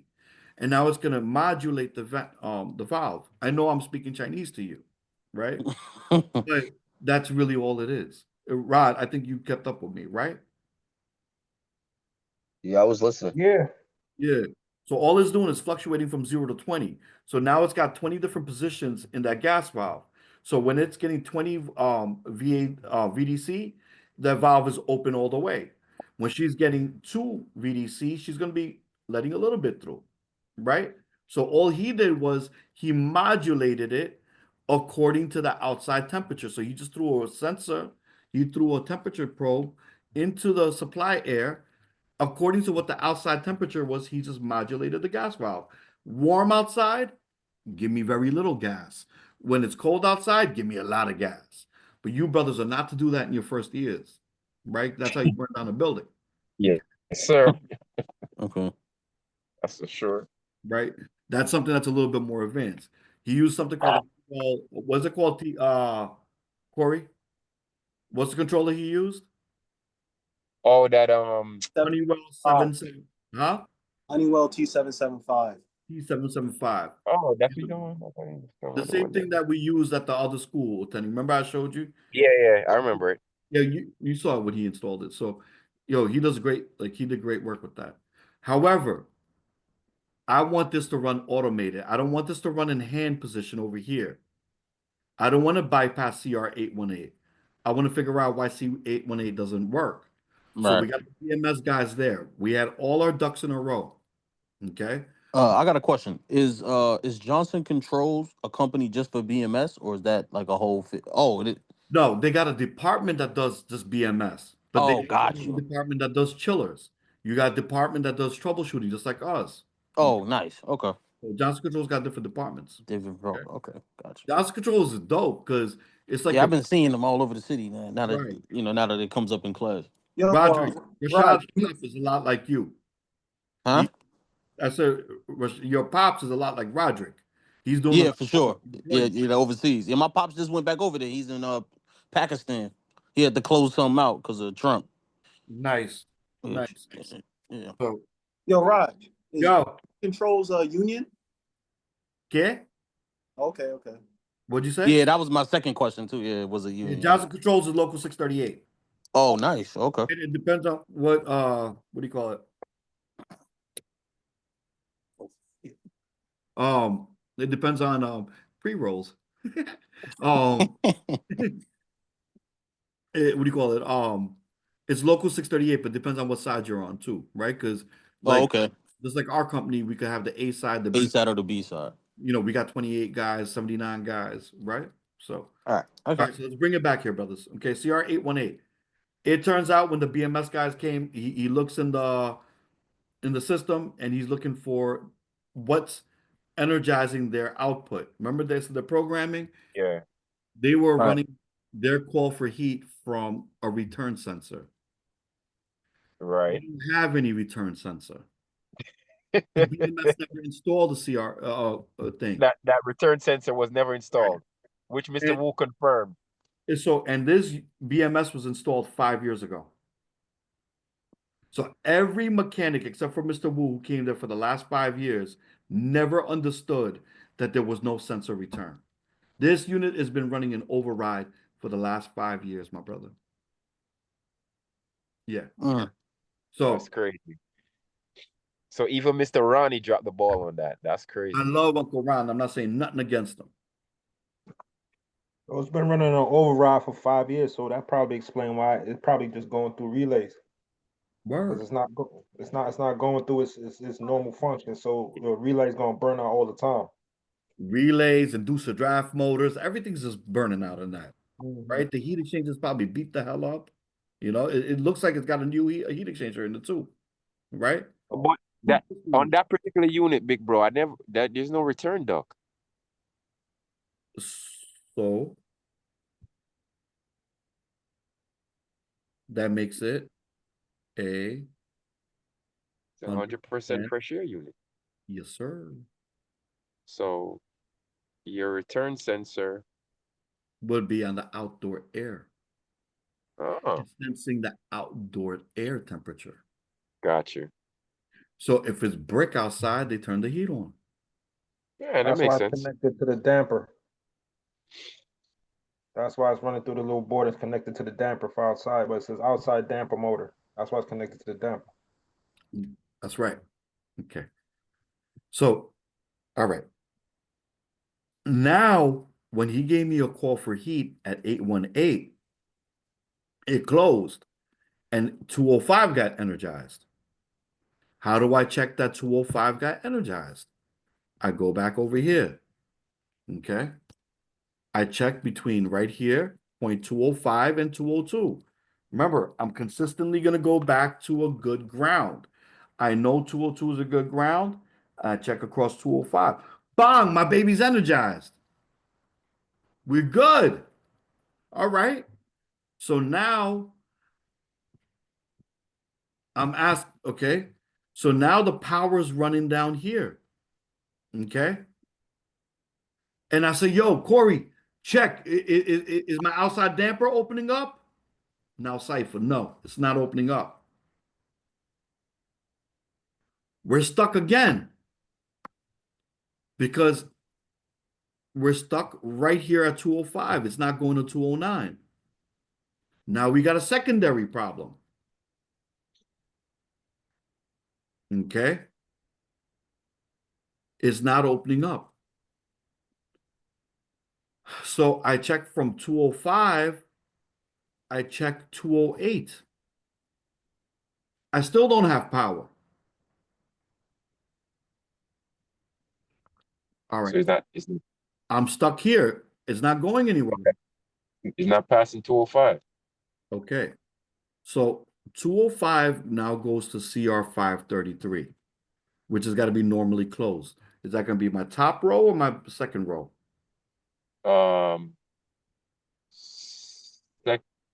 Second row. Top row is going to be open. Second row is common. It is going to be my normal close. Close.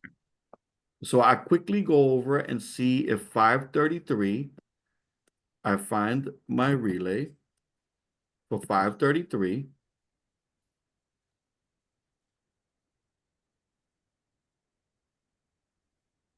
It's one of these joints right here, the middle one. It says 533. Okay. You see, it's got one in normally closed and one in normally open. Okay. Now I see if my coil is energized. Okay. And it's not energized. So I got to figure out what 533 is. Okay. It turns out my unit was an unoccupied. What? The unit was an unoccupied. So again, the BMS guys had fucked up the settings. It was unoccupied. So that was all setting in the schedule, or Wait, what? wait. So then he fixes the schedule and we're still unoccupied. Oh, okay. So then I said, look, unoccupied mode contact by others. You see that? Whenever you see these dashes, that means it's field wired. Right. Okay. At that point, we looked at this relay right here, which Mr. Wu was looking at. And if you notice, I wrote unoccupied relay under it. Right. Okay. This is normally open. She was wired to normally closed. The BMS guys had wired her incorrectly years ago. This unit Oh my Lord. been occupied for 5 years. So we simply took this wire from normally closed and put into normally open. And guess what? It fired up. Wait. It opened it. No, the power went over to 208. So now it is no longer in unoccupied mode because this was feeding back into the BMS. So immediately now that it's in occupied mode, it went from here to here. Okay. When it went through here to here, I got 24 volts at 209. Okay. When I got 209, this is my relay for outside dampers. Wait, let me just double check that. I didn't forget something. Bear with me, brothers. 1 second. I have a feeling like I forgot something. That's why you always keep notes, because look, somebody comes back and asks you questions about the unit a month later, and my brothers, it will happen to you. And then they'll call you from the office a month later.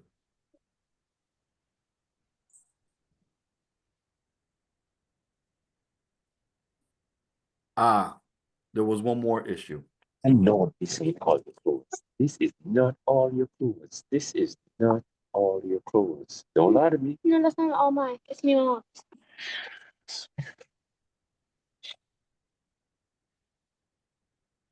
All right. So this is my notes from, this is what I sent back to the office. Okay.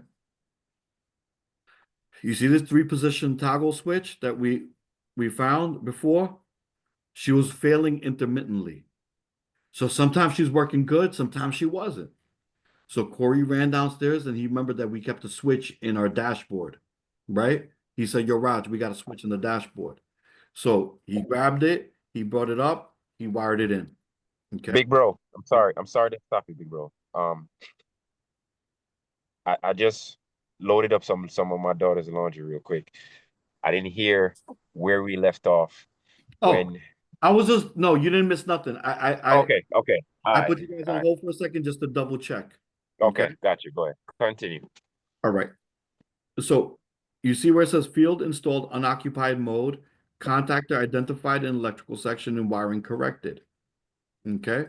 So now this is normal. We wired it into the normally open position. Okay. When we wired it into normally open position, it's not going into the unoccupied. Okay. Second, it's now energizing 533 from the BMS. Okay. So now we are up to here, brothers. We're up to the outside air damper. This is getting, do you see this 1 and 2? That's the coil for the damper. When 1 and 2 one gets energized and 2 is my ground, which is already getting. My actuator gets energized and she opens, right?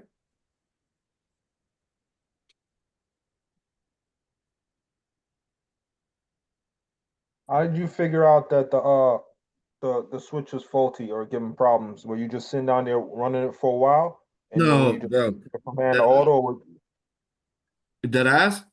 That was more the BMS guy than even me. I was being stubborn with it, right? Mhm. Me and Mr. Wu, we pulled out the switch, right? One day he was there on Thursday or Friday. What was it, Corey? Friday, I think, right? On Friday, he was there for a few hours with me. We pulled it out and we tested it. Okay. She was working just fine. So we put it back in. And then again, kept playing with it, kept playing with it. I was being stupid. Because if I had to play with it, I should just changed it. Okay. It was So you were moving it from occupied, from off to on and off, occupied. on and off, on and off. Yeah. Okay.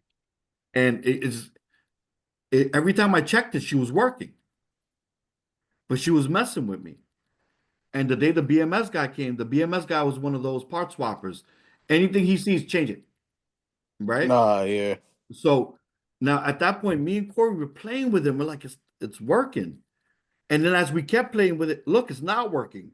Wait, now it's working. And then I hit me, it's working intermittently. Right? Mm, In my head, it was black and white. It's working, not working. That's it. I forgot that sometimes things work intermittently. So right. we changed that out. Okay. So once we changed that out, it just cleared up that issue altogether. Okay. So that wasn't only me and Corey and I, that was also the BMS guy. And Mr. Wu had put eyes on that too. So it took 4 seasoned mechanics before we all kind of said, change this shit out. And it was actually the BMS guy who was like, he was a heavy Albanian accent. Change it out, no, change it out. You know, Yeah. like he wasn't playing with it. So we changed that switch out. Okay. Now we here. 1 and 2. Okay. Now, if you guys remember, we had the damper.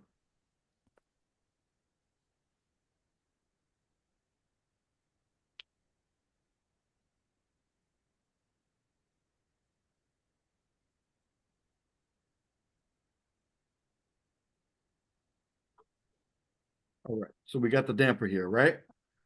You see there's 2 wires going to the actuator.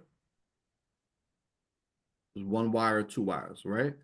In here, you got some relays built into the actuator. Okay. So when we go here,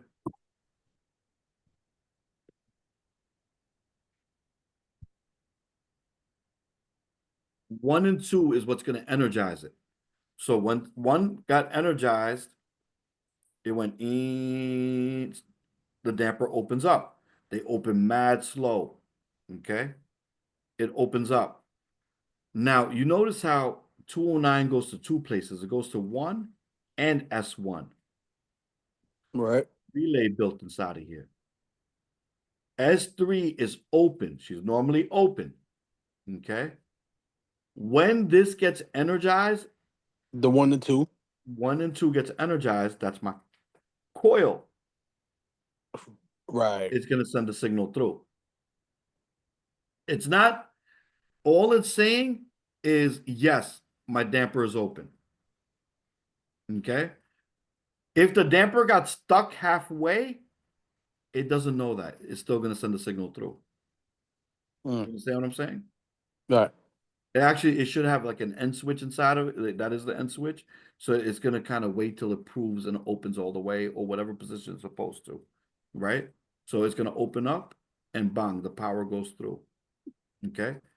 At that point, my damper should be open. And when I check on my power strip, I should now have power between 207 and 202.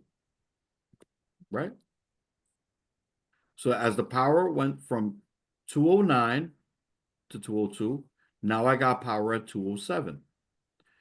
Now that's going to energize my VFD start relay, occupied. So as soon as this damper opened up, within 5 seconds, the VFD kicked on. And once the VFD kicked on, and that was on, we were good in this entire section. There's nothing more in this section. Everything was satisfied, right? But do you remember earlier we saw something else in heating? Right here. Okay. So when the thing turned on, what do you call it? When the VFD turned on, you got your high limit switches. You got the heater lockout relay and air proving relay. Okay. 1 second. Where's the call for heat?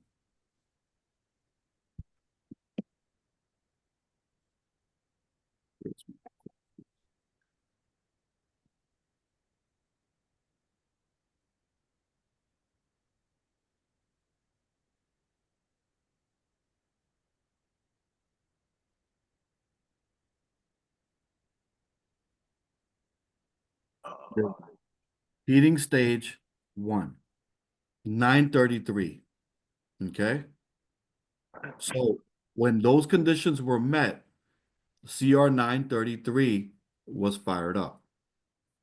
Okay. CR 933. When CR 933, you see the coil over here, the 24 volts, you got coming in, and she's coming from 202. She got energized with my dampers open, with my supply fan running. Now there was a call for heat. Okay. When 933 gets energized, we're going back to here.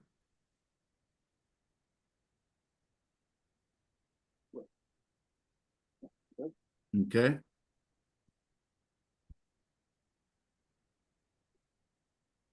Okay. This is my heating wiring diagram. Okay. This is 1 and 2. That's my line voltage. Okay. So over here, you see where it says 1 and 2? Yeah. Okay. 1 is my 120 volt. 2 is my neutral. Okay. So now,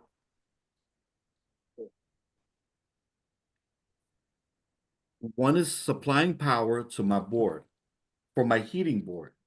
Because look, off the rip, I know my sequence of operation for this unit is outside dampers open, supply fan kicks on, now there's a call for heat. Okay? So now this board right here, I'm gonna see if I get a clear picture of the board.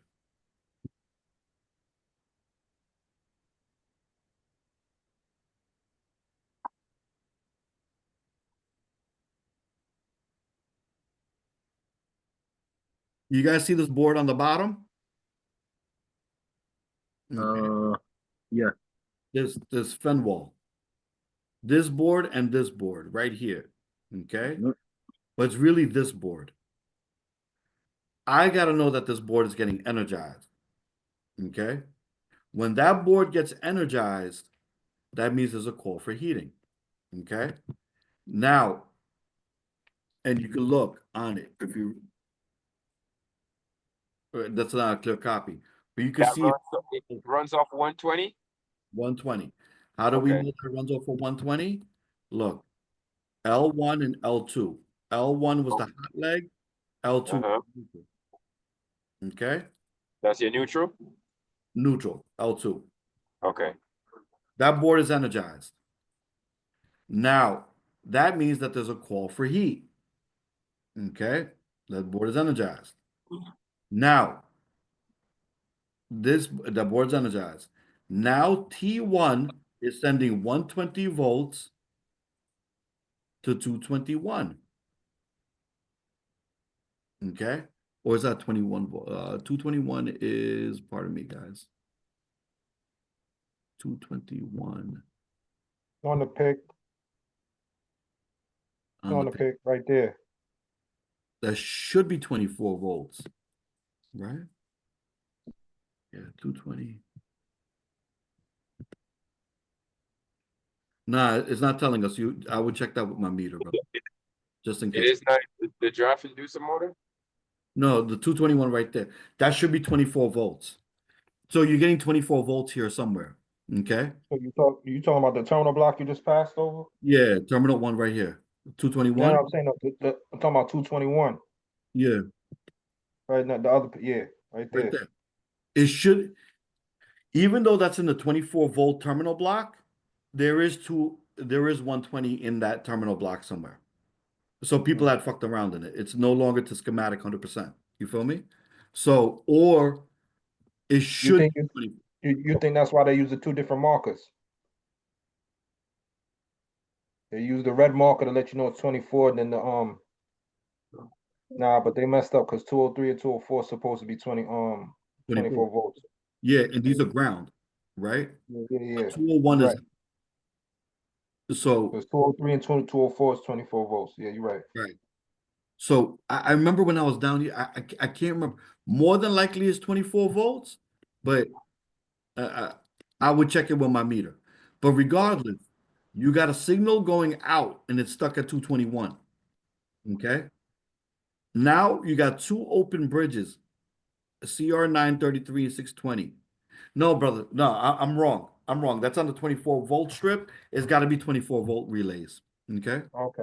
So now what runs through these, I don't know what's running. No, it's 24 volts. It's 24 volts all the way through. Okay. Because of the relays. Because of the relays, those are 24 volt relays. Okay, Yeah, I got you. exactly. So these are open. Okay. So 933 is open and 620 is open. When these CR 933 gets energized and CR 620 gets energized, these are normally open, then it'll pass. It'll pass and it'll come back to T2. When T2 gets energized, then we're going to get the next stage of things going on, right?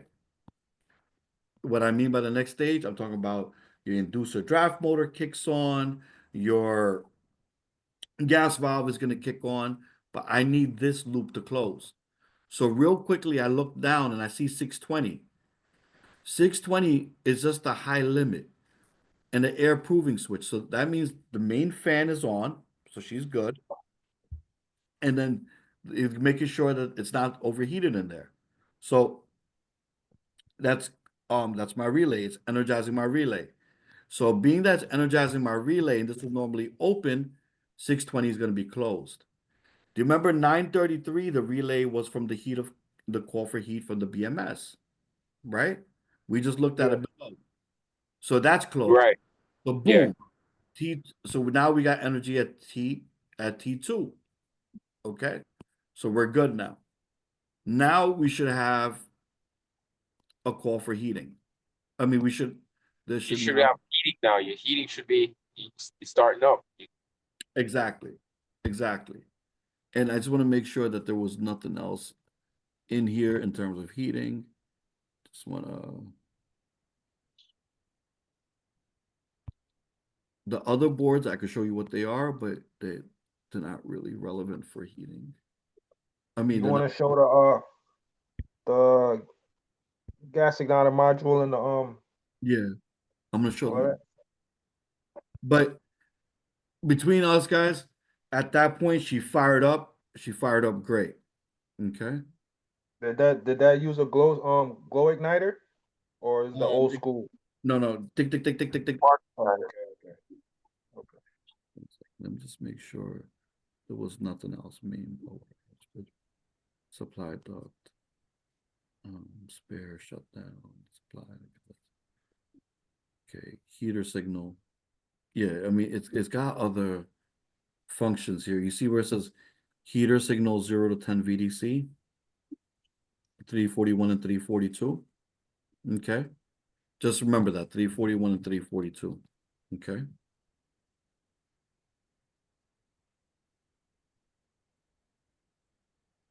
$341 and $342. Yeah. All right, we're good. Okay. So remember 341 and 342? So, Oteni, Yeah. do you remember what Mr. Wu put in? The 0 to 10 VDC? Uh-huh. 341 to 342.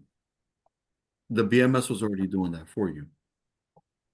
The BMS was sending out as the 0 to 10 signal. Yeah, right here. 341 and 342. Okay. So look down. Sorry to stop you. I Yeah. don't want to mess you up. So Mr. Wu know that the guys wired it wrong in the BMS, and it was on the occup. He knew all of that before he put in the Nah, sensor? he didn't know that. He didn't know that. Because we Okay, didn't so go that far. We didn't go that far. Why? Because as Oteni, soon as time we out. When I discussed my findings with him, he did know. he did know. okay, so He knew it was on the okay, so outside. Yeah. so when you did that, No, he you knew it just was took out. unoccupied.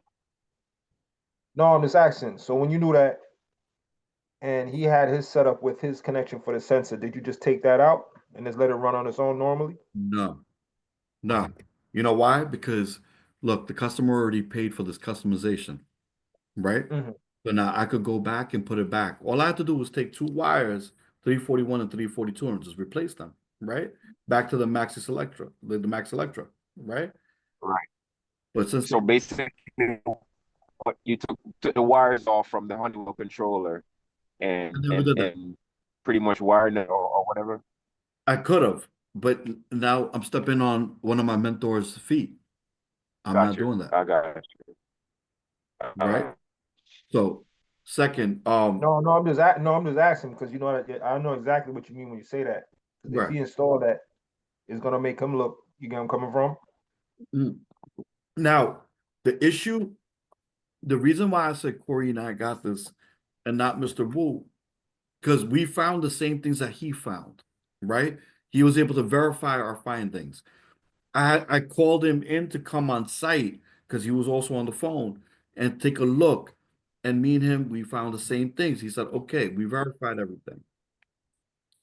Everybody's on the same page. But remember, I said there's 5 elements to this. The 5th element is the politics. We were able to push and fight, get the BMS guys on site as we asked immediately. And when the BMS guy was there, he tried to bullshit his way out of it. But big bro, can I say something if you don't mind? Is it Yeah. okay? Yeah. I requested from the what's his name? Manny. That's the supervisor, the guy who supervises all those locations. I Right. requested him that CTI come on site. He was like, nah, yo, CTI, yo, they So Kenny, bullshitters. time out. Were you able to get the guys there? No. Okay. So learn. Right. I got the guys there. Okay. I literally called Tassos and I said, Tassos, call your boy at CTI, which is the owner. Oh wow. Okay. We're gonna take Yeah, I this. know. Yeah, I know that guy. We're gonna take this account. Yeah. That's it. Oh, damn. And it's not the point where me, Corey, Mr. Wu, Kevin, there's a bunch of us now. Yo, we could easily have our own controls department. Yeah, I know. I know. It's getting there, big bro. It's definitely getting there. So at that point, we don't need CTI, Yeah. right? So now when so that's why you got to know how to make things happen, right? So Yeah. okay, so you went through Manny and it didn't happen. It's not going to happen through Manny. Manny's going to call him, put in a service call, but sometimes you got to make things happen behind the scenes, right? Hmm. That's what I mean by the politics of it.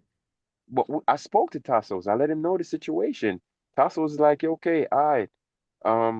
What do you guys suggest? I told him what me and Mr. Wu brainstorm. Basically, Mr. Wu came up with it, and I add my 2 cents to it, and I let him know that what we have as an alternative to have CTI come out here. They don't want to wait, so said we could do this. He said, all right, go ahead. You know what I mean? All right, look, You know, I can't speak for another man, right? Tassos is his own man. yeah, What I caught in our conversation between him and I, yeah. he said, "Are you sure? Oh, I see. Are you sure?" And it occurred to me what he's trying to say is we're gonna look like assholes if he pushes CTI. Got you. Got you. So now we pushed and said, yo, we know $150, we know 100, I 150 got you. Yeah. on them. Yeah. So, Because but now mind you, what's our what's our track record? Look, I that said, Mr. Wu concurs, we concur. Riverside, we were right. We got them running at 100%. Riverside Senior People Center. Okay. yeah. Look, so we're batting 100. You so because of that, you basically use your stats. It was like, yo, look at my stats. We know what we're Yo, doing. yeah. And also, if you had to said to him, look, Mr. Wu's a badass. He knows what he's doing. We 100% know that it's CTI. It's no anything else. At that point, he's going to ask you some relevant questions. Because remember, again, I can't speak for another man, but Tassos is a bad motherfucker. I know that. I know He's because a he was great when he mechanic. champion, And he's sitting at a desk and he could visualize what's happening and he'll walk you through it. He'll say, yeah, yo, this, and that. And if yeah, you're able to verify that, now he's going up to bat for you, right. right? Because it's in his best interest to go up to bat for you because when you do good, the company does good, Yes. right? But if he doesn't go up to bat or doesn't give it a priority, it's because he's not too sure yet. All right, I got you. So there's still space for error. Yeah, We didn't leave space for error. We said we need this guy's here now, right? yeah. And we Got you. pushed. We pushed. And not only did we speak to him, we called Matt, we called the office. We called the office and said, hey, can you make this happen? Right? And Okay. shooting emails back and forth. And we're talking. So we're covering all our ends to make sure it happens. And you know how soon we had them? The By the following day? following day. Oh shoot. But Mm, I literally spent the whole extra day on site making sure that we're not wrong, right. I got you. right? So before I risk my reputation on the line, I Yeah. made sure that we knew for a fact. Yo, Roderick, this is the difference between you being out in the field and here. This little thing that we just did, which should really take no less than 3 hours to troubleshoot, we got 3 or 4 days to do that, brother. When you come back, you've been drilling so hard out there, you're going to kill it out here Yeah. because you've been working under pressure, right? My first years, I was working under severe pressure. We had to get 4, 5, 6 service calls in a day. I'm talking about all over the city, from Brooklyn to Midtown, Midtown to Queens, Queens to here. And, you're just all over the place, non-union, hanging on the side of buildings, literally. I got my feet dangling on the side of skyscrapers, right? Fixing units. When you're used to being under the gun, now when you give you time, you get to create your masterpieces. You start fixing units that have been messed up for 5 years. Okay. And one thing that you guys are going to hear consistently in our stories, we're fixing units that have had issues for mad years. Okay. So when you get a reputation like that, and these people are going to go to bat for you, right? And even the vendor who's hiring us, let's say it's Bellevue Hospital, those people that are signing the paperwork, they start realizing, wait, these guys are asking for XYZ, give it to them because they're going to give us the results. So that's why I said there's 5 components to HVAC. Memorize that. The mechanical, electrical, air, your paperwork, and politicking. politicking. You got to know how to politic. Okay. Okay. So that's where we at, brothers. Okay. And this unit operation. Now, Roderick said something important. He said, let's look at the electrical, let's look at the heating section. Okay. Now in the heating section,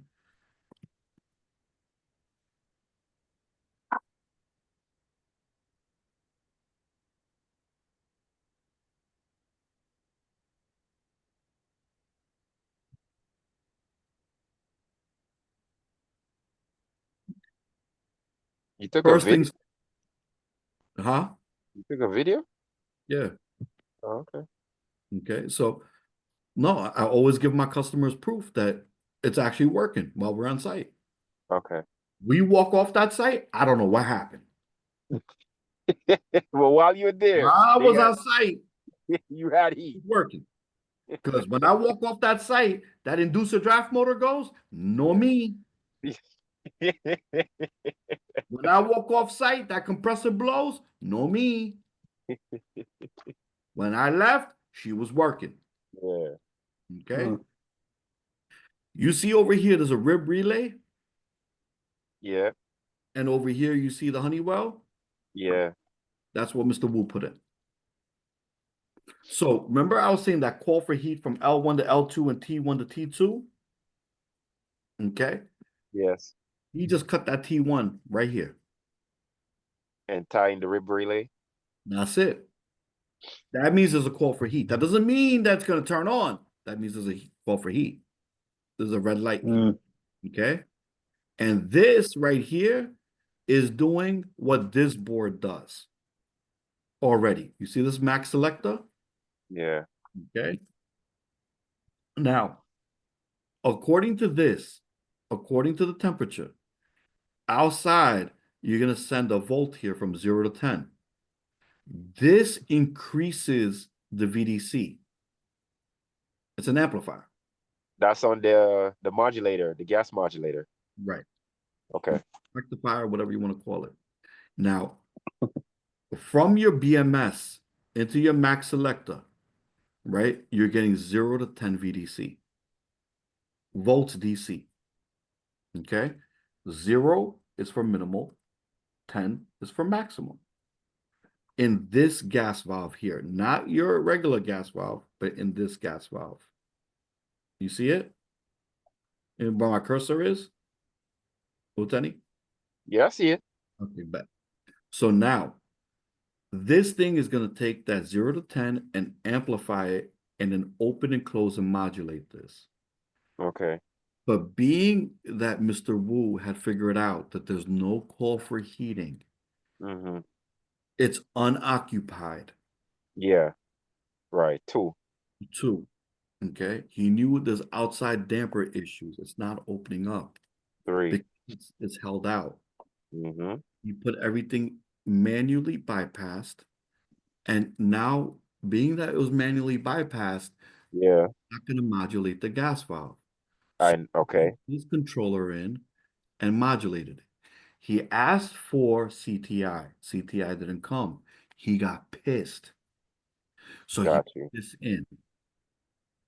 So now, yeah, that was a conversation that I had with Castles and Madison. So now, CTI comes back and sees this controller in there. Yeah. You guys messed up our system. Oh, shoot. I come back, rule number 5, politic. Yeah. We said, no, we didn't mess up your system. You guys dropped the ball. Your BMS guy went ahead, came, and I got him on video admitting what's going on. Okay? So that's 2. 3. What we will do to you is you're going to see a lot more of these controllers everywhere. We will bypass all your modules. Yes, sir. So don't say that this module messed you up. We're just showing you what we can do if you keep fucking around with us. Yes, sir. Okay. Because their owner of CTI was pissed off. Yep. He was pissed when he heard about this. So Yeah. You ain't pissed nothing yet. So is it safe to say number 5 is the most important one? And you know I've been doing this on their accounts. You know, let's say we're not going to say places, but that place in Elmhurst, right? What I'm talking about. Yeah. Literally, we bypass multiple units like that. Yes, sir. We cut out their entire BMS. Yeah. and it's modulating and doing everything it's supposed to do. We got our PID loops and everything. I don't Yeah. know all that. Mr. Wu helped with that, Right. right? Right. So now we have bargaining chips. So you see how politicking is so important. Yeah. I got you, big bro. I got you. Okay. So, Roderick, what you think about what I'm saying about the politicking? You have to learn how to politic because really and truly, when it comes down to it, it's all hot potato. Everybody want to blame somebody else. You know, come from so like That, you that's how gotta it is in cover the your field, ass. bro. You gotta cover your ass all the time and make sure you know what you're doing and how to articulate yourself because you can't be the angry black man. Especially in them situations, you can't be the angry black man. You gotta know how to articulate, gotta know your stuff and be able to back yourself and back your partners that's working with you too. That's So facts. because you gotta remember, like he said earlier, you going off of your name. It's like I could give you an example. You ever went on a job or a site and you see it so messed up, you don't even want to put your hands on it. All the time. That, You know where I'm coming from? that's that. You don't even want to put your hands on it because if you put your hands on it, oh, now it's you. You That's see how messed up it is. Yo, Roger tell you see how messed up it is. Like I ain't gonna put my hands on it because you're gonna mess up your reputation. Because they're gonna think, oh, it's you. You just added to the problem. Especially if you you got the remember skin color, you got the skin color, you're doing this, and they know you making six figures. And yo, bro, you got to make sure, bro. That's why for a while they was keeping us out of this field. It big was big making bro. sure he's keeping us out of this field. That's why You most of remember them are Albanian, Croatian, Russian. That's why they run this game. So now they know they messed up. They think you're not smart enough, that you're not a read schematics, wiring. You gotta protect yourself, protect your guys, man. Yo, remember I shine, you shine. That's you it. They remember don't want to see colored people making six figures, bro, on a consistent basis. No, they don't. And this is something where you could branch off and do your side jobs and all that, as long as you get your contractor's license and all that. So you can eat off of this. Easily you doing politics and they you know that you know your shit. You link up with right people, networking. You can make you really and truly you can make 400,000, 300,000 for the year. That's my yeah goal for 2025. Groundbreaking, changing your family lives. You get where I'm coming from? You yeah able to bring people from the streets in. Like, yo, you ain't gotta do this, that, and the third. Yo, come look at this. You get where I'm coming from? Because like I'm trying to explain it to these over here. They ain't understand it.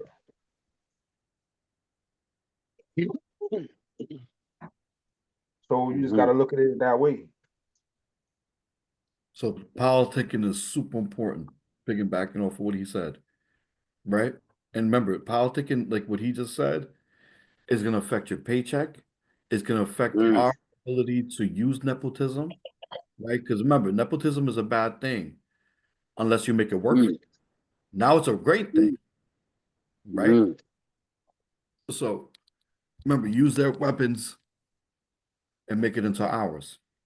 yeah. But nepotism, big bro. That's pretty much how you know the colored man kind of climb up in the game. You know what I'm saying? They basically brought their own in at all stages. Even our Spanish brothers, our Hispanic brothers, that's how they operate. Right. So the way I see it, if we're original, Everybody else. anything other than us, wait, I hear something crazy outside my house. Give me a second. I heard some boom. I don't know what I heard that from. I did hear something like I that. hope, yo, Corey, Yo, what's good, Otani? I hope that thief ain't come back, bro. Yeah, no. That what? That thief, the thief that broke in. I Oh, hope he ain't back. He ain't back for round two. I wish. I wish. Um, oh man, I miss my dogs. Man. What do you call it? Word. Mhm. Wait, Steven? we were talking about politic and it's like the 48 laws of power, right?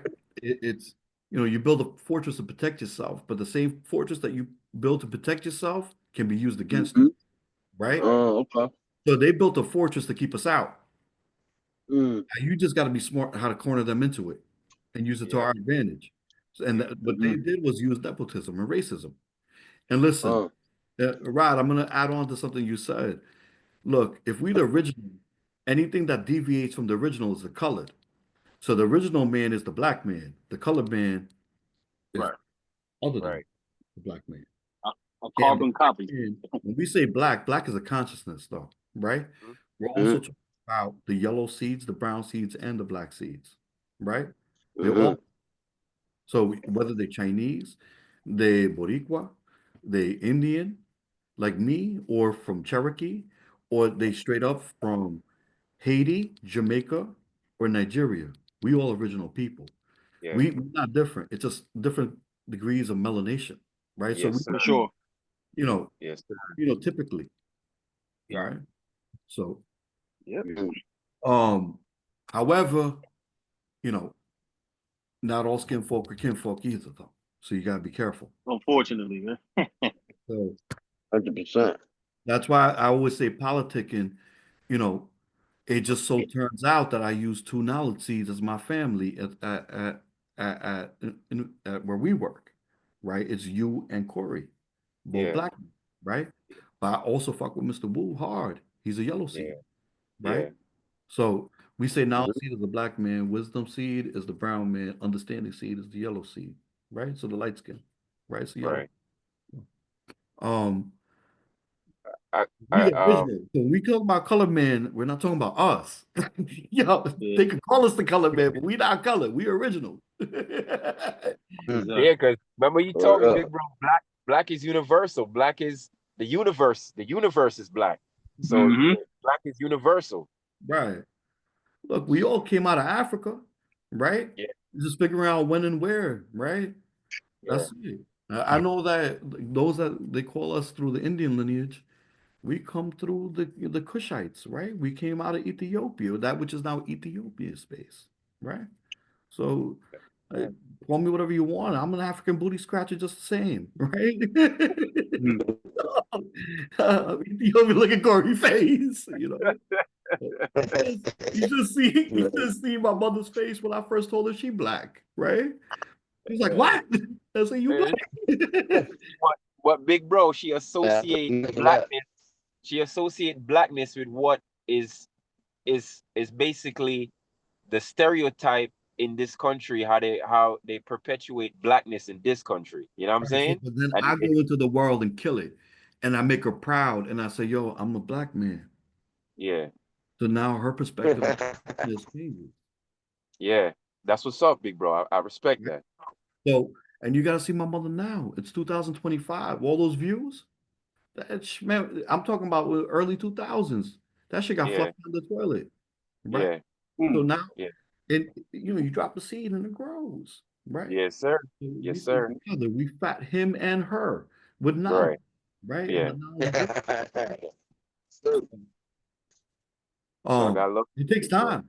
It takes time, right? Even with me, when they first told me I'm the original man, and the older brothers used to be say peace, black man, I was just like, bro, you need glasses? Like I'm from India. Like, how doing you? Am I black? Right? Yo, But it was yo, a constant of them bombing me, say, no, young girl, you black. And I was Yeah. like, what are you talking about? And then over time, I had to understand what it means to be black and embrace that part of myself, right? Mm-hmm. yeah, Yes, big sir. bro, you had Yeah. me tripping when I first met you, and you start talking to me. I was like, yo, who is this dude? I'm like, yo, out for a minute. I'm like, yo, you had me like, I'm wondering, like, yo, what are you? What's your nationality? You know what I'm saying? And then when you came at me and tell me you Indian, I'm like, nah, this dude is nah.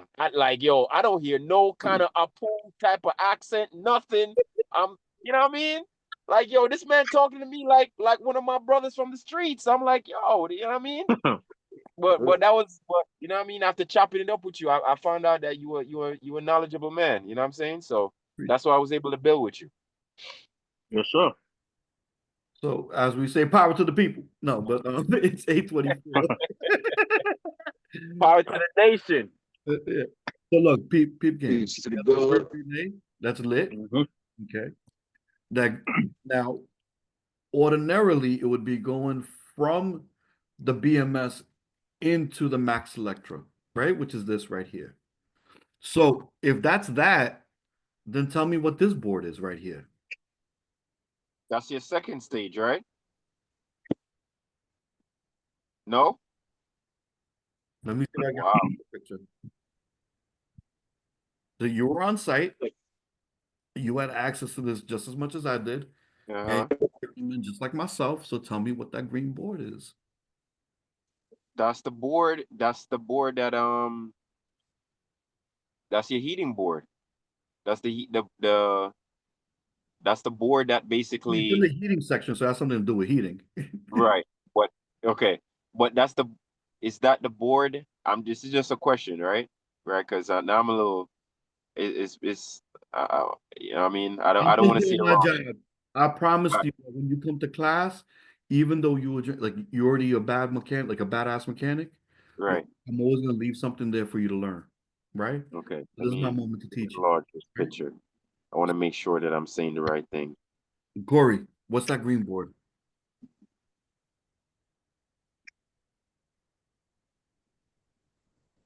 That works in conjunction with I'm looking it up right now. Oh, so Corey ahead of That's me. my blood right there. Corey was like, yo, screw that. I'm gonna look it up. Hold up. Remember, It looks like a fan controller. Wait. remember how Raj been telling you everything step by step. So like he secretly was telling you the function of everything while he was going through it, while I was making y'all read the schematic. I was with my daughter, so I'm trying to listen to what she's saying and pay All right, attention to the video. Do the now, so he told you, Roderick is saying. Okay, go he ahead. told you that what? That the VDS, that's the amplifier, came through, and then what? It sent the signal to the gas module, the valve. So if the gas is being let in through the gas is now being let into the sorry, forgot the name of it. Gas being let in. The manifold. Sorry, the manifold. You know, I'm messed up right now. I My had to damn think self. about it too. You know what I'm going wrong? So now, if the gas is being released into the module, what you call it for heat? Gas got to get what? Ignited, right? So that's the ignition module. So No, now the signal. Roderick, it's What? not.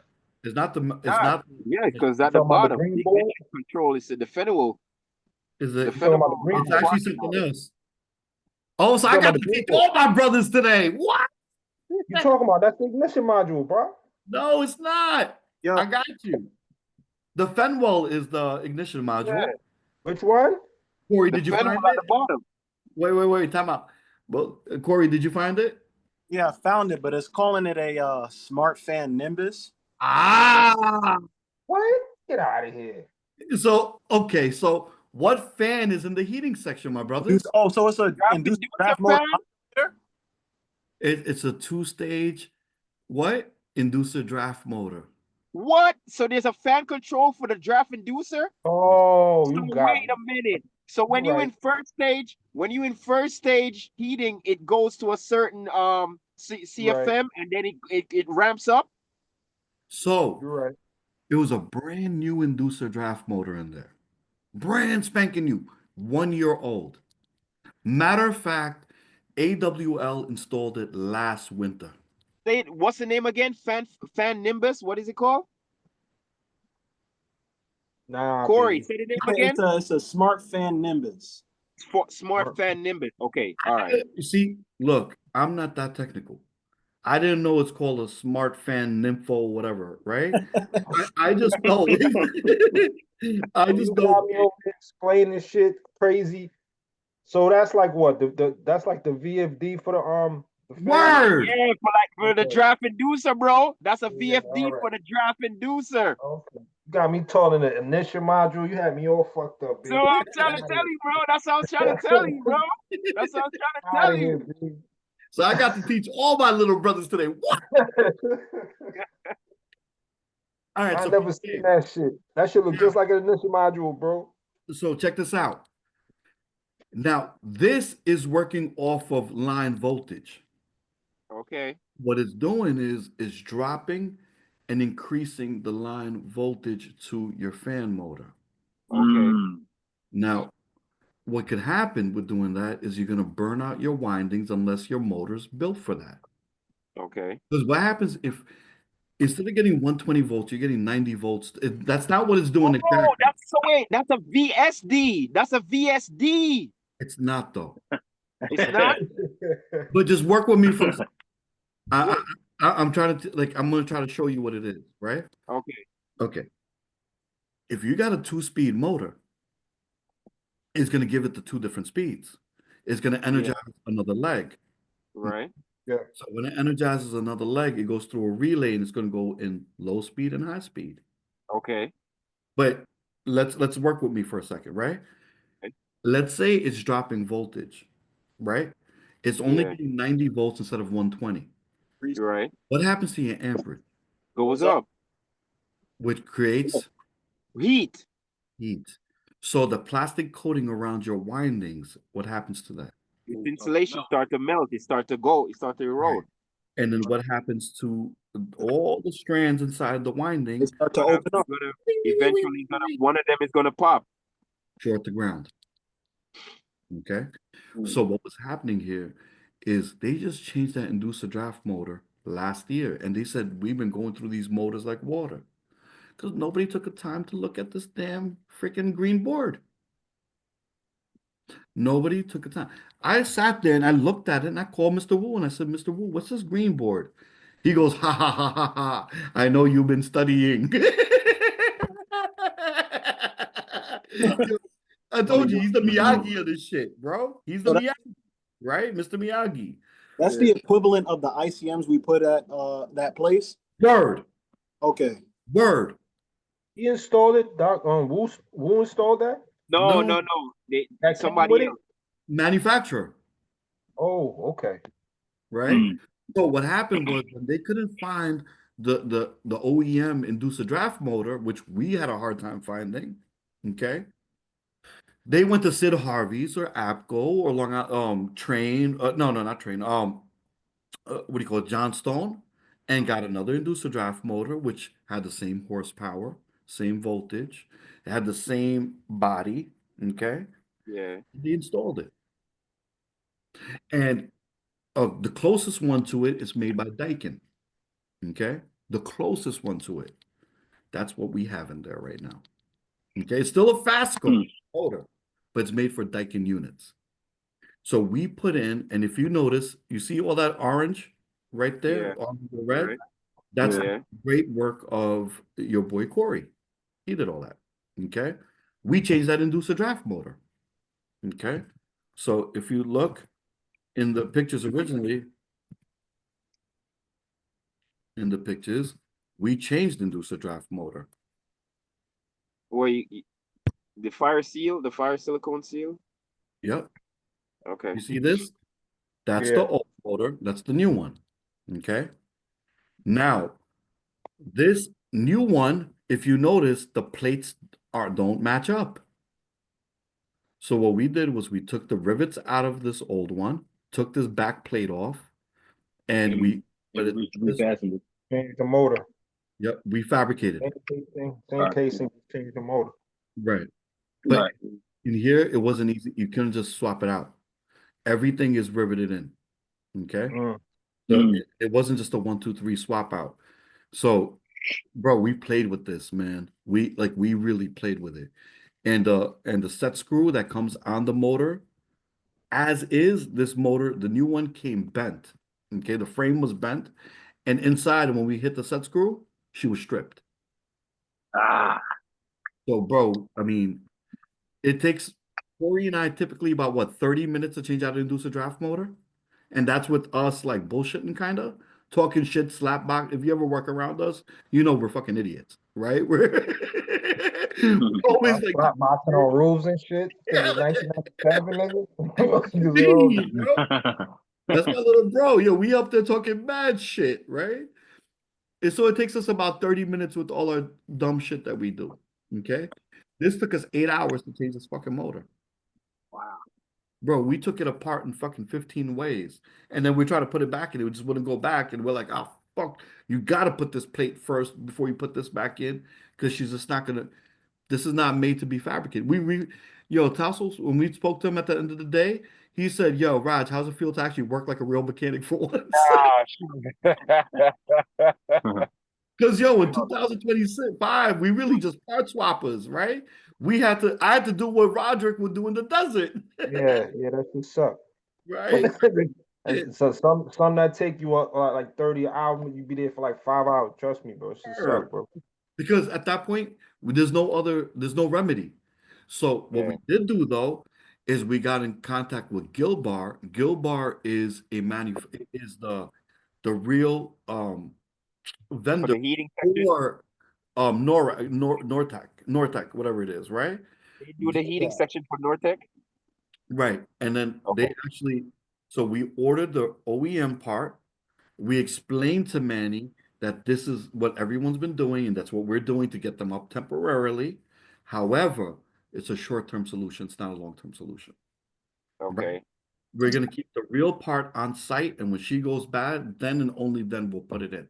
And in the meantime, all the units on the roof, they all take the same inducer drive. Okay. So if any one of them go bad, we'll put this in until we could get the next one. Got you. So we're leaving one on site. So we ordered the original part. That's why OEM parts are so important. Okay? Because, and then also, brother, I came home and I studied and I studied and I studied this unit for days. Okay? I could pretty much tell you every inch of this unit.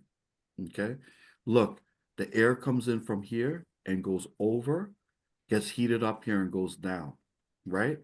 But it goes down a trunk and gets stuck in two VAVs. Right. Okay.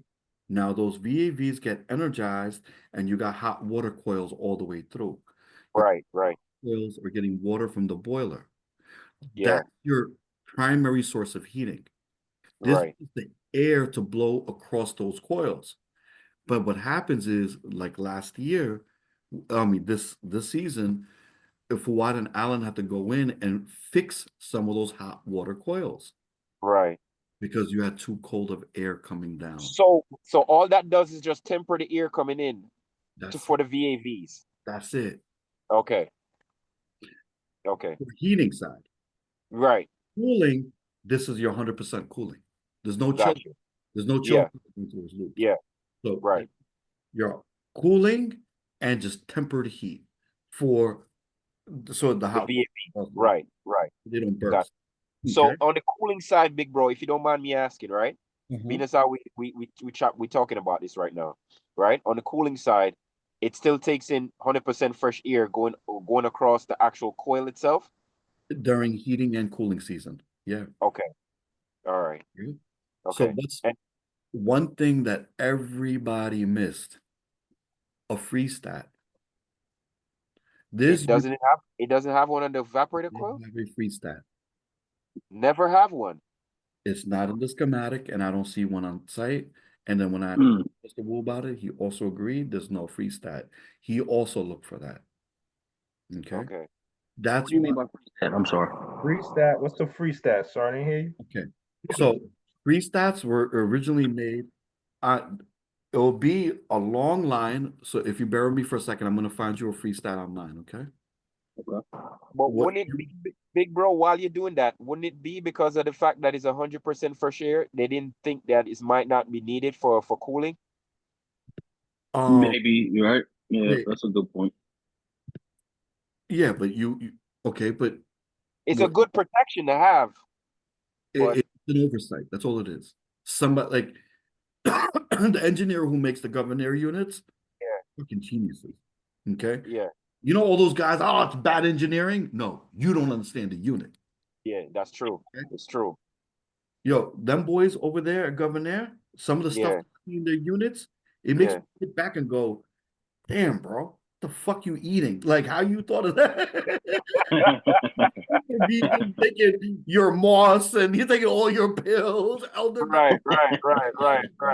He's an elderberry. What you mean, right? You had your No, regular that meal ass. this morning, bro. You know? So, you know, now it's about us understanding it, but sometimes, brother, they're not going to look, it's collaborative, right? It's all within the all. We all together, you know, we're complete, right? All within all, yeah. So right here, this is my free stat, my brother, right? You see that? That's a free stat. Okay. Right. Now Okay. what you do is you open this coil up, the copper, and you're Right. gonna run it across the evaporator coil. Okay. In a zigzag So fashion. if she starts icing up, now the temperature is gonna drop across that coil. And it's going to shut, like you could use that as a safety and you could cut your compressors off or whatever Yeah. you want to do and keep your blower running. So now you got the air running across the coil, it melts the ice. The freeze stat, it's got to cut in and cut out. So it's going to let the unit cut back in. Now, I'm not going to use something this complicated because I'm just too damn lazy. I'm going to use like a 2-wire freeze stat. So you could run it through the Y as well, right? You could run it through your Y. Look at this junk. You call for cool. $20. $20. Look at this. Oh no, no. Just pop it on the header. You mad lazy. Bro. We're gonna make like 5 G's on. We're gonna write up a whole day of labor. Okay. It's gonna take Corey and I, or me and you, 8 hours to go in there and install this. Okay. Because remember, we gotta wire it, it operates. Milking. That's why you my big bro. Cobra That is Kai why is you gonna my get big finished bro. that week. 1923 is now has new episodes. I'm falling behind on. Okay. They just, so, what? Milking them, bro. Milking them, bro. Yo, this Yo. Yellowstone, they just put out the rest of the season. Oh my lord. Right? So I'm keeping it a buck, right? So next time the installers tell you they make more than us, look, there's all kinds of perks to our job, man. They just don't even comprehend. Okay. Right. Exactly. Oh, So big bro, look, ain't playing around. now here's a question. We're towards the end of the night. Oh, Tenny, since you're already Yes, in the sir. hospital. Yo, is your daughter still in the car? No, I dropped her off at their mom's already. Oh man. Okay. I had to. My brother, my daughter used to listen to this all day, HVAC stuff. She was mad bored, so I just let her go. Yo, she live here. Yo, she used to take my students that I used to have, right? Yeah. And I'd be like, yo, this is so easy. My daughter understands. I'd be like, yo, baby, go, and she'd answer me, and I'd be like, Yeah, you see? Yup. Forrest would be like, yo, you evil, bro. You know? But that should light a fire on the dudes that's there in the class. Like, yo, if a little girl could understand it, Yo, why you you saw can't the picture understand it? last night in the HVAC group?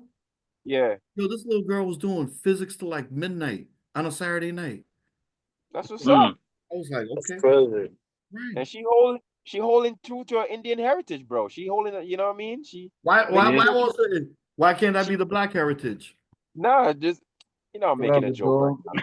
You know, when she was a baby, when she was younger and she was like figuring out, I told her she was black. That's how I raised her. Yeah, You did that, son? 100%. They all black. She's swift. You should hear her with her lessons. She's way swifter than I am.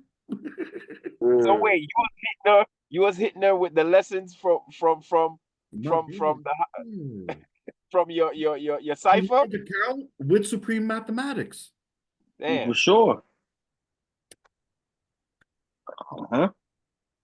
So you're shorty more grounded than most dudes in the on the corner.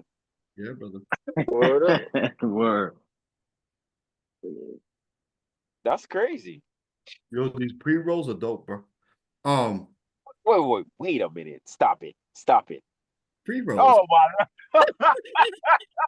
my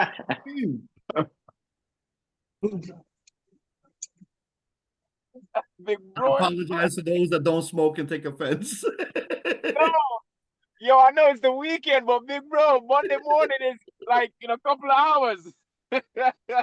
Word up. That's a couple of hours, like that ass. You know how good I'm gonna be sleeping soon?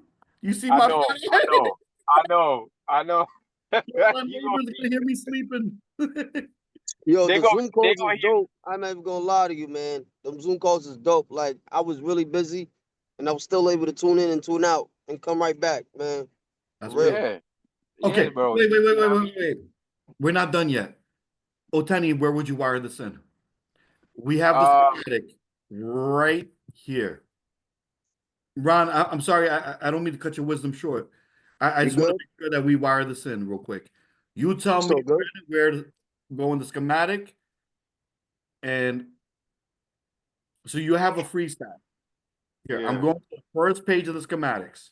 Okay, okay, you're gonna tell me where you want to cut this control in. So I told you, yo, Otani, stop off at Sid Harvey's in the morning, pick up that yeah, freeze control, and wire that baby in. okay. So Can you give me first, before you do anything, what's the first thing you're gonna do?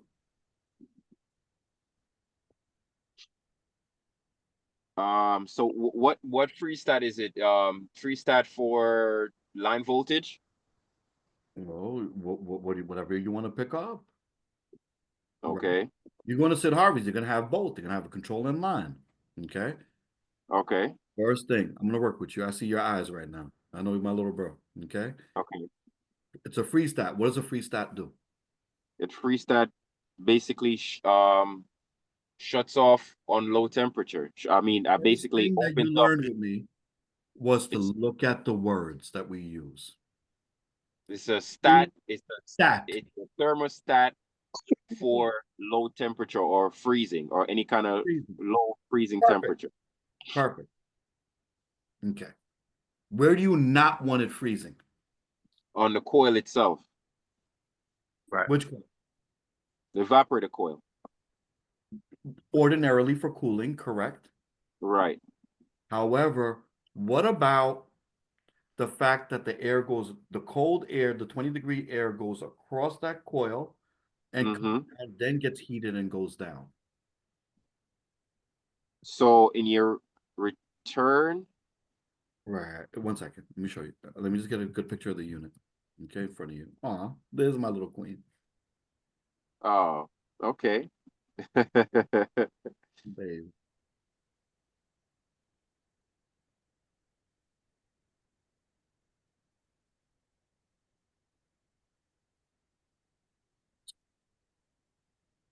Pardon, brothers. I'm sorry. Here.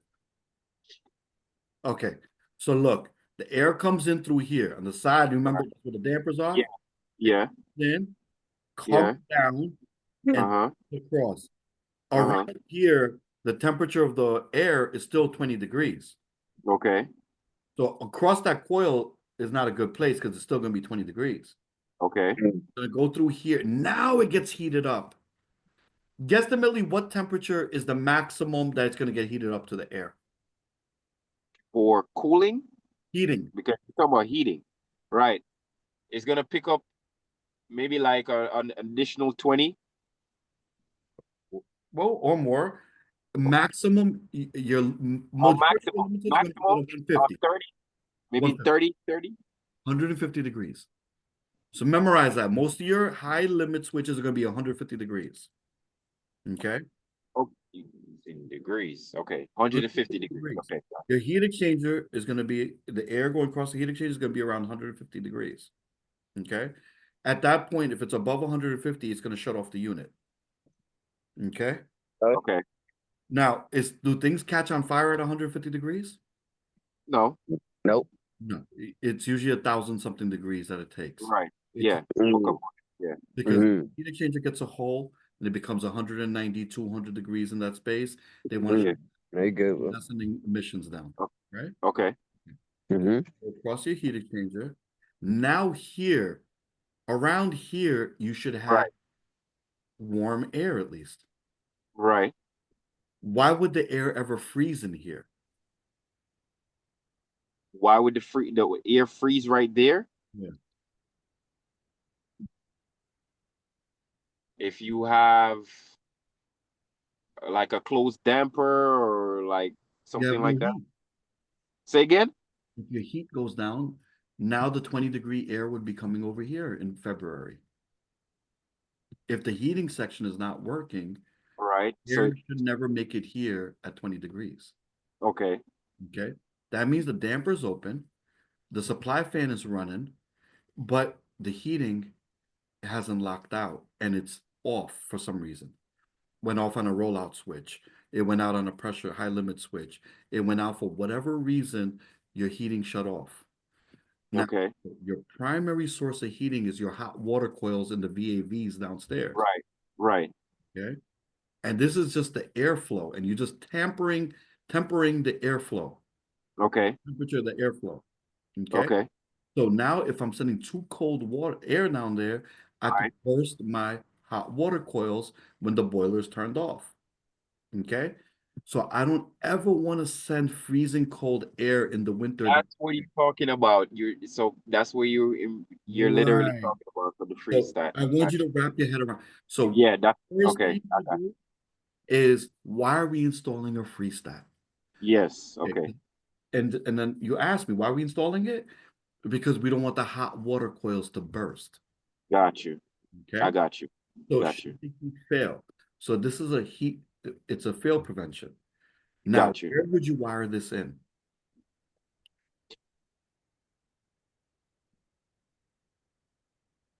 So if I don't want my hot water coil to burst, right? And right, I want this thing to sense right as it actually goes down, coming down here, the actual opening going down to the duct, where it's going to be ducted inside the building. So right as the actual air ready to go and enter inside the building from the unit is where I would actually install it. Okay. So where would you wire it? Huh? Where would you wire it in? That was correct. Where would you wire it in? Basically, I wanted to actually wire in that if it shuts off the air. I wanted to shut my fan off.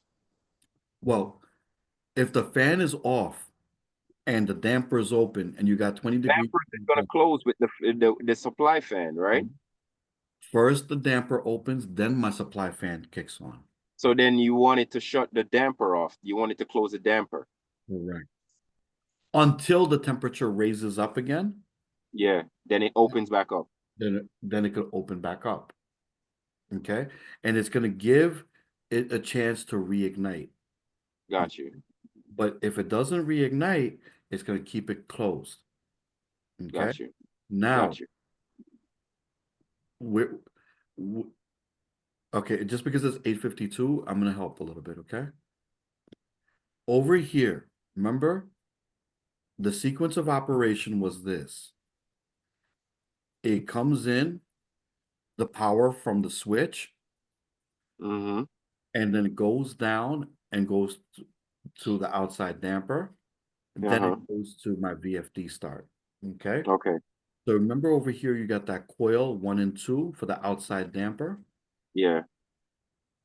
I would want to put this in line right here somewhere between 209 and this. So between 209 and the actual other wire connection going down to S3, would actually put it right there before it reaches. 209 is the energizing 1.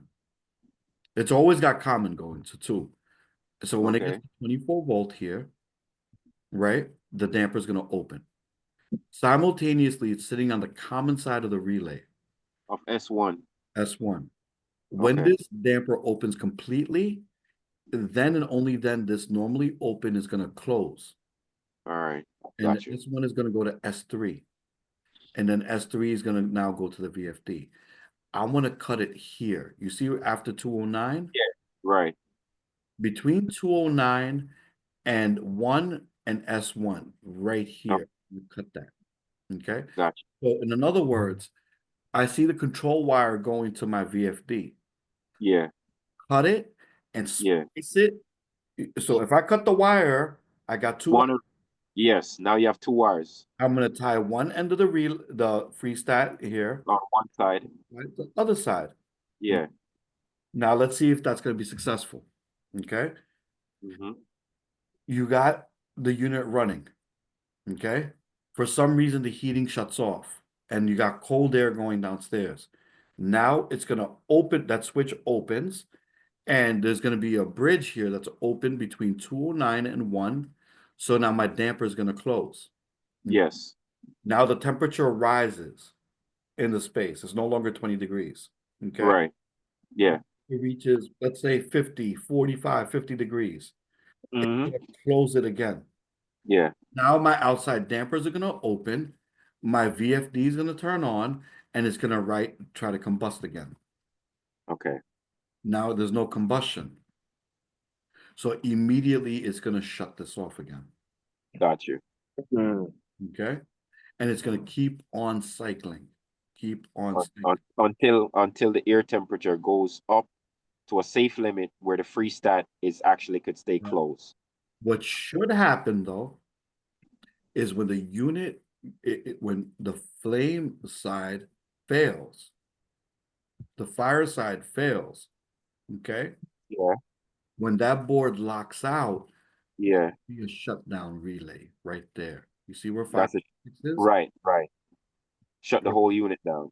Exactly. For some reason, 526 isn't wired properly or something's wrong. Right. I would also check that circuit. Okay. Right. So I would now go through my shutdown relay and see where's my 526. I see my 620, which is my heater lockout relay. Yeah. So 526. So when 620 right here. Okay. Yeah. Okay. 933 was my call for heating. Okay. Now 620 is my heat lockout relay. Okay. Okay. Now when my heat lockout relay is open, there's going to be no call for heat. Okay. But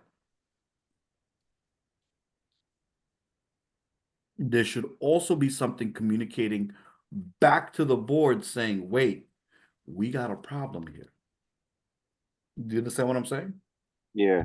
So we got to figure out what we have here. So outside air temperature, and that's what they were missing. The outside. No, they have an outside air temperature. They still have a Yeah, but they don't have a sensor. right. So let's see. The main blower switch, supply duct static pressure, supply the shutdown right here. CR 526. Okay. Where is that? I'm Normally trying to closed? find. Where is it? Where is it? 526? Right. Okay, found it. Okay. That's my shutdown. Okay. When my wire on C26, which is normally closed, opens, Uh-huh. it's going to shut it down. It's always got to be closed. Right. CR526 gets energized. Okay. Let's see where CR526 is. Oh, shit. Right there. Okay. Where? So, Okay. All right. All always right. energized. Right at the shutdown. Right at the shutdown. Right. Right. Okay. So now,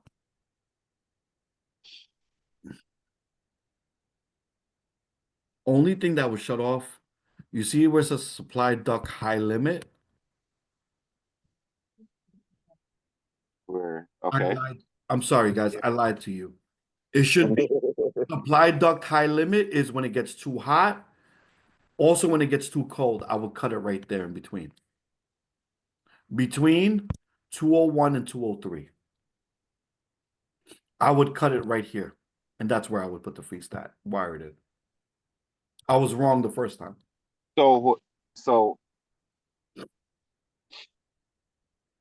going back to what I was saying about it, I'm going back to what I was saying about the airflow. I gotta wait, time out. Just as a disclaimer, I'm chronically wrong on that roof. I always got to double, triple check my work, and then I'll say, oh shit. Because I'm troubleshooting out live with you right now, right? So I'm figuring it out as I'm talking to you, right? So going back to what I was saying about airflow, right? This is the actual the duct high limit, right? Right. Basically, it tells you when the air is too hot, right? No, No? but yes. But remember, if it gets too hot, then that's opening up. Okay. But normally it's going to be closed, right? Because it's not too hot in there. When And it goes up, it looks like a pressure switch. I'm seeing a pressure symbol there. no, but it's a supply duct high limit. Yeah, but It I'm is a looking at pressure switch, but yeah, they're okay. using it for temperature. Pressure and Okay. temperature are directly correlated. Right. Pressure goes up, temperature goes up. Pressure goes down, temperature goes down. Got you. You use a pressure test in a temperature application. You can use it, it's interchangeable. Yeah, because it's relative. Supply duct high limit. When they say high limit, they're talking about static pressure, right? Oh, okay. Static pressure or temperature, whatever it is. Okay. Okay. Somehow it works. Okay. I don't know exactly how it is. If I look up PS 528, I'm sure I could figure it out, right? Okay, got you. But for All now, right. I know it's a high limit. So if it gets too hot down here, it's going to open that up. Okay. Okay. Fill the unit because Right. it's going to lose the 24 volts to my shutdown relay. Got you. Really close, so it's going to open it. Yeah. When it opens, boom, you lost the power. Okay. Yep. So Yep. I would cut that right in length there. I don't Okay. know about that because usually the supply duct high limit is in cases of fire. Say it again. Cases of fire, so the fire don't spread. Right. So if it goes above 150 degrees, it's going to open that up. Yeah, but if you said you want to put the Yeah, but freeze tag for that, yeah, using the free stat for low temperature. For low temperature. So what you're saying is if it gets too hot or too cold, shut down the unit. basically, yeah. Yeah. Right. So in which case, until the unit figures out it's supposed to shut itself down. Right. No, I understand exactly what you're saying, but like I don't know if you should splice it because usually when it's a supply duct high limit, that's for when it's not a when there's in cases of fire, just like when you showed the pictures before. Oh, I'm when not supply- removing it. I get what you're saying. I'm not removing it. I'm just putting Okay. it in series. All right. Right. So no, Yeah, no, so the evacuation fans that's what happens usually. They'll shut off and then the evacuation fans will come on and blow out all the smoke and hot air you so fires don't like the spread. purge, like the Yeah. purge. Yeah, the purge fan. Yeah. So what Roderick is saying is important. He's saying, yo, my dude, don't bypass no fucking limits. Right? Don't cut out no safeties. Yeah. Don't take out no safety. I'm 100% with what he's saying. And anybody that's in my classes, yo, one thing that we do not do is On the heating. I'll play with the limit switches, meaning that I'll play with the sequence they go in, but I never remove one. Right? Like what I mean by that is like, let's say you have a limit switch, it's always going to overheat because you got a ducting issue and the customer's not going to rectify the duct. Right? So you're in a situation. After 5 timeouts, the unit's going to lock itself out. Right. Now, what I might do is say, hey, you know what? I'm going to play with the wiring here. So after 5 times it doesn't lock out, it's going to continuously try forever because it's going to heat up. It's going to get too hot. It's going to shut off. Right. And then it's going to Start the cycle again. turn back on again. Yeah. Right. Right. Right. So I run it according to that. But outside of that, never. Yeah, don't jump out or bypass safeties. Right. Because, brother, you will be on the news. And you a brother. Remember that. Right? So when another does the same thing you just did, it's going to be like, oh, there was a technical issue and there was XYZ and it was very complicated and this is what happened. And it's such an unfortunate situation. When it's one of us, this fucking animal was very lazy and did this and did that and did this. Yep. Yo, we get football numbers, bro. Football numbers. And that's we're not getting football salaries. We're getting football numbers like 7 years of prison, 14 years. Yeah. Now we're going back to the correctional facility. Yeah. Wait, is this what happened in Shawshank Redemption? Ah, bro, damn. You I'm guys are telling crazy. you. Yeah, the narrative is everything, big bro. So you're right. You know what I mean? They switched the narrative up according to skin color. So you're 100% right. Yeah. Unfortunately. And until it doesn't change, we're gonna keep calling it out. Right? Yep. Yep. All right, my brothers.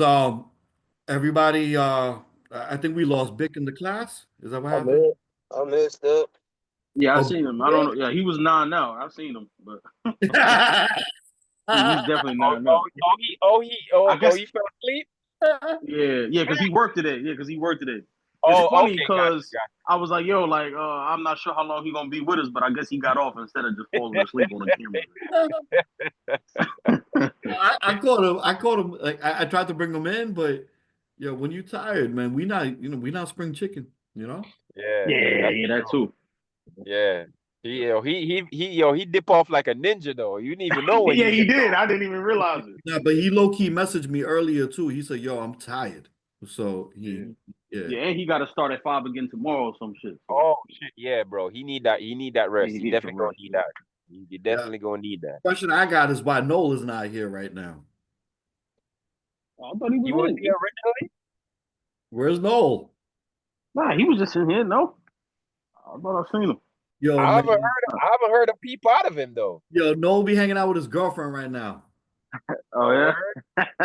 Let's see. Yo, you gotta get his priorities in order, man. You know Yo, what I'm saying? Yeah. how do I get our group picture in this thing? 1 second. You're gonna have to There you figure go. that out, big bro. Oh, I guess you would have to just go to the part where it shows all of us and screenshot it. 1 second. Where's our IT specialist? Nah, I did it. I did it. That's good. All right. 1 second. Hold Corey. on. How many people's in? Corey, do you know how to do? What's good? Do you know how to take a screenshot? Try F12 maybe. Oh, function F12? No. Not just F12. No, Alt F12. There's a picture here on F8. Oh, there is. Yeah. Oh, so yeah, that might be it. Try. Yeah, Alt F8. Okay. That's crazy because I'm just listening to everything. Like I've always had the open and close and a lot of stuff confused, but like just listening to everything and seeing how you were connecting the dots, it started to slowly make sense. You know what I'm saying? Like, yeah. Yeah, when you hang with the class, hang with the class, Brody, and trust me, when you start going on the job, everything's just gonna start to come together and just gonna start clicking, bro. You I know what I'm see saying? what you're saying. That Yep. Yeah, right now is my phone taking pictures, by the way. Oh, you got It's crazy everybody? because those numbers you Yeah. was talking about, it's Yo, crazy because those Roderick, get in the numbers you. picture. Oh, yeah. There you go. Appreciate it. I got my brothers. There you go. All right. And this Yeah, is what you were saying, brother? Finish what you were saying, brother. Go ahead. Nah, you good. That's crazy because when I'm at work, I could see the wires have numbers on them. You get Yeah, what I'm saying? yeah. So just and today was the first time I'm even going through a schematic with the understanding there's wires on them. And then for instance, I remember you was talking about the 202 is the ground. You get me? So if I'm gonna right. go check voltage to anything, I gotta make sure the Gotta drop 202 it down. is connecting to whatever terminal that I'm Remember, trying to Right. get voltage only Correct. from. 24 volts. But the Yeah. weird thing is it's like the confusing thing about it is so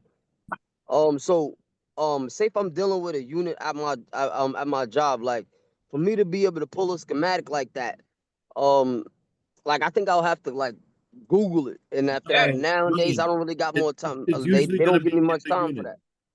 that. Ron, it's going to be inside the unit most of the time. Okay.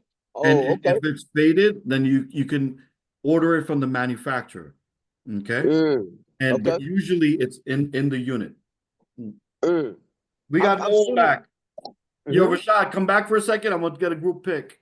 All right. Yo, Word. you can, We got Noel. We got our baby back. That's crazy. No, what's up, man? yo, you can yo, bro, there's two things you could do. You could Google it, or you could Yeah. get the Blue On app. Say that again. You Blue know on about the Blue On app, right? The Blue On app. Hold on, I'm about to download it right now. Wait, I almost got a group pick. Oh, my fault. Roderick, I got your chin. All right, I got All right, everybody back. One more picture. My fault. Peace. Hey. Peace. Peace. Peace. Peace. All right. I appreciate you, brothers. Appreciate you. The Good reason class. we Good do class. that is the school that we teach, the Allah School of Mecca, the Street Academy. We run programs from there. So periodically we show the city, look, we are doing something productive here, and Yeah, for sure. it's a good look. And if anybody ever asks, I have a picture from almost every class we've ever had. If Yeah, not, I know. so I can show them thousands of pictures. Look. We've been here. Word. Yep. Don't take that building from us, man. We burned down the city. For sure. Yeah. Yeah, George Floyd all over again. Don't take that building from us.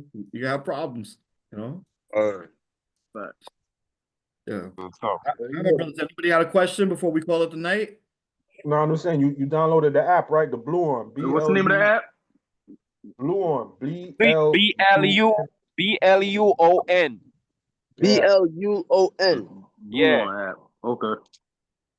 And All they right. they got the PMs.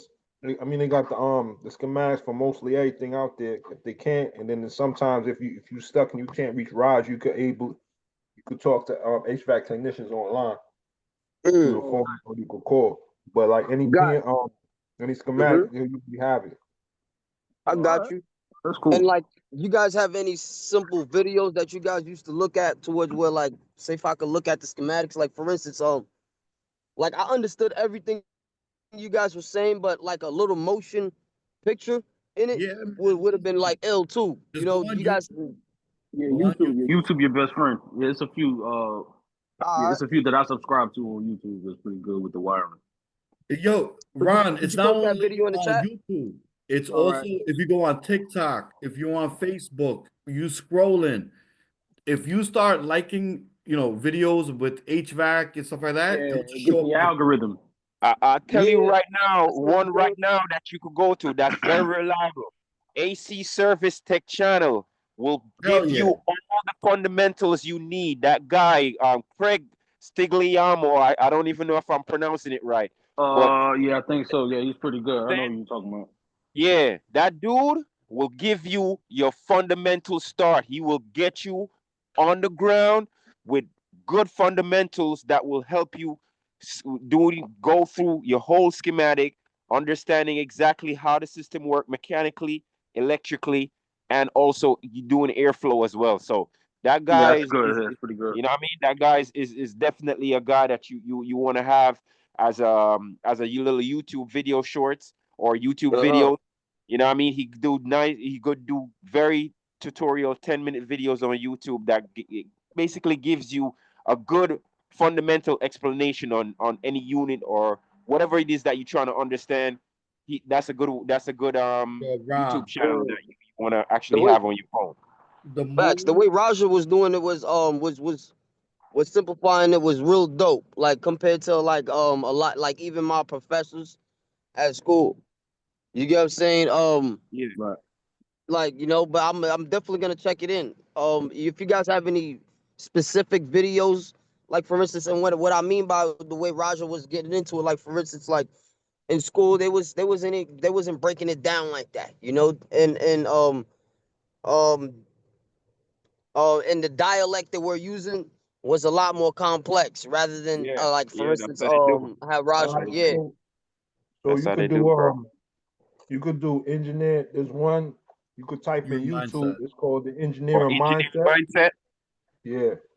Yeah, that's a good one too. You could the just do engineer AC. mindset, like something like a little more precise and specific. Like for instance, So you do engineer mindset, and you could do it's called AC Tech Services. They got okay. their own pages. You can watch that. Just Google it, brother. You can find a million videos out there, man. All right, bet.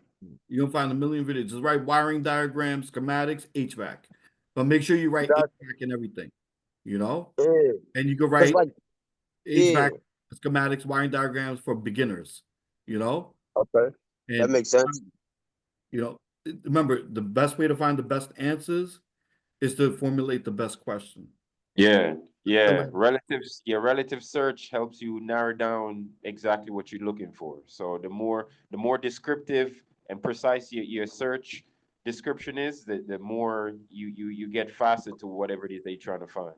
That makes sense. all But right. that Blue On app, trust me, bro. When you get it with the AI on it, it'll help you with anything if you stuck. Yo, Yeah, big bro, big on that AI. I'm not really too fond of AI, bro. Like I watch too much Terminator movies, so you know what I mean. yo, I so might like buy I'm a gonna show you shelter guys somewhere, something real bro. quick, right? I'm going to my AI. What is the typical sequence of operation for heating on governor units? It's important to understand that governor units can refer to a few different things. Wait, one second. What is the typical sequence of operation for governed air units? It appears there's some potential for confusion with the term governor and the context of heating. See, that's why I don't rock with AI. They get it right sometimes. Sequence of operation for governed air units heating. 100% fresh air. Okay. So there you go.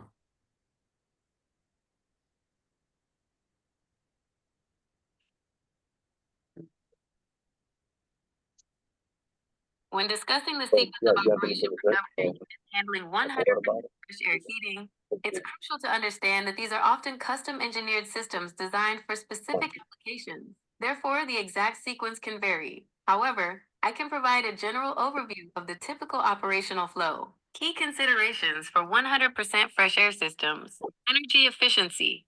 Heating 100% outside air requires significant energy. Therefore, these systems often incorporate energy recovery devices, e.g., heat wheels, to minimize energy consumption. Precise control. Maintaining stable indoor conditions with 100% fresh air demands precise control of temperature and humidity. Safety. Freezing prevention is a critical concern, especially in cold climates. Typical sequence of operation. 1. Outside air intake. Outside air is drawn into the unit through intake dampers. 2. Filtration. The air is filtered to remove particulates and contaminants. 3. Energy recovery. Optional. If equipped, an energy recovery. Then it goes into main heating, supply fan, control and monitoring, safety controls, freeze control. Everything. That is so good. All of that right here. Right? That's crazy. All I did was ask AI. I had to formulate. Yeah, because like and, 3 times. and like cause my thing is this like I feel like these classes is putting me in a space where I'm understanding where I have to like put in some extra work and actually going to looking into it and go study and stuff like that. Oh You yeah, know what I'm brother. saying? Yeah, like any videos you guys have that you guys ever looked at, you know, because a lot of the I have a lot of scattered information. Like the information I have is scattered, like, and a lot of stuff you guys were talking about. It's gonna be all It's like over I our knew how to WhatsApp do it, page. I would know, and I'm just like I don't even know the correct terms, even for some of the things that I just know how to do, type of thing. Run 2 things. In the WhatsApp page, we're gonna be all posting. We all post on there, right? Okay. Yeah. Second thing, do not mess with electricity until we tell you that you're ready. Okay. So learn it, but don't start putting your meter on anything and practicing in live. I'll teach you in person. I don't want you getting hurt. Okay. Just because you learned it in class and you've seen some videos, don't go running into the electrical. Okay. Okay. All right. Just we'll go through it. I'm gonna take you through circuit breakers and panels, and I'm gonna teach you electricity properly. Like everybody in the class, They've worked inside live electric. We take the panel off and we go into a live electrical panel, and then we troubleshoot and we go through it. So, Can't lie though, got shocked a lot though. huh? So we got shocked a lot though. Can't lie on that. Yeah, hell yeah. Word. That sounds great, man. Like, Bro, I think I don't know. I'm Corey glad got I baptized came with fire. aboard. Yeah. Say it again? Word, man. I'm glad I came aboard, man. Yes, sir. Yo, man, listen, keep building. And, You know, I wish I had this when I was younger, bro. Okay. I wish I had this shit when I was younger, bro. Really, man. Yeah, me too. I wish I had me too when I was younger. Bro, that's why we do this, right? We gotta teach, let's keep it moving. Like, gotta teach the next peoples. Man, listen, when I was taught by some nastiness, I was taught by like H.V.A.C for monkey ciphers. I don't want to say that on recording, but Roderick, you know what I'm talking about. Yeah. I was taught by dudes that were just evil, man. Like Don't want you to climb, don't want you to do nothing, bro. I was told that I'm too stupid to do this. It's on almost a daily basis. I had somebody crumple up a $20 bill, throw it to my chest, and say, "Yo, go get me lunch, man." Oh man. But I ate it until I didn't have to no more. Right? I did what I had to do. Right? And but see, that's why for you it's a little bit better because you got us. So you could come back and be like, "Yo, they pressing me." Oh, who pressing you? Because listen, this thing's being recorded, but my hands aren't as tied as your hands are tied. Right? So you feel me? Look, you got a bright future, man. Just keep pushing. Okay. It's just the freedom of information now. You know what I'm saying? Before you gotta go pay classes, do it. Nah, it's too much freedom of information right now. AI, you got AI. Nobody could tell you a lie, set you up on a job no more. Nothing like you could sit there, research. You could really just take your time and you can get the money now. You ain't gotta be the what you call him now, the Drake with the painted face, trying to act all cool with them to get money. Nah, man, you go out there and get it yourself now. The Sambo. Listen, Ron, remember, you got infinite potential. Whatever you put your mind to, you can achieve it. Don't ever forget. Everything that we working with, another man made it. Ain't no man smarter than you. You original man. You a black man. Ain't nobody ever. There's nothing that your creativity can't master. Okay? And if you can do it, they came up with it, they created it, you can not only figure out what they did, and you can do it better. Okay? And that's what the babies are. You're one of our babies, right? You're young. So appreciate the love. Look, I got no kids, man. You a grown man, dog. How old are you, Ron? I'm 41. No, not 29. You. Well, yeah, you still my little bro, man. Ron, how old are you? You're 20 something, right? I'm 29. Yeah, come on, man. Roderick, good, bro. Man. Good, bro. Yeah. So he's still in his wisdom ciphers. He's still in his 20s. So, I mean, you're a grown man, you're a king, but at the same time, I mean, when you're around the older guys, you're the older brother. You guys are saying it correctly. Like, I'm just keeping the stack with you. Like, the stories I have with my job, bro. When I first came there, like, for instance, one of the top guys, Wilfredo, bro, he sends me somewhere. I come back, the job is done. I know nothing. You give me, Yo, that ain't nothing. Your boss will be on site. They'll ask you to go get a bucket of steam, right? Where do you get a bucket of steam? Say that again. Yo, I've seen brothers when a new guy's on the job site, the boss comes around and they'll ask the young guy, yo, go get me a bucket of steam in front of the boss. The young guy's running around going, yo, where can I get a bucket of steam? Yo, I've seen dudes, my first day on the job, they sent me to Johnstone. They sent me to Johnstone Supply in Noy Park to go get a flux capacitor. What? I didn't know what a flux capacitor was. I asked Tommy at Johnstone, yo, you got a flux capacitor? He literally sat down and said, Raj. He's like, what's your name? I said, Raj. He said, okay. He goes, it's still not too late to go get another trade, man. He's like, I'm telling you, brother. That's crazy. Yeah. I met you at Johnstone, right? No, Sid Harvey's. I met you. I met you at Sid Harvey. My job. I've never seen them do business with Johnstone. They only did business with Sid Harvey and United Refrigeration. Got you, brother. Yo, listen, I'm gonna call it the night, brother. It's 9:20. I got an early morning. Okay. All right, man, for real. All right, brother. Call it a Peace. night. Yo, good Word. class. Later. Peace. Peace.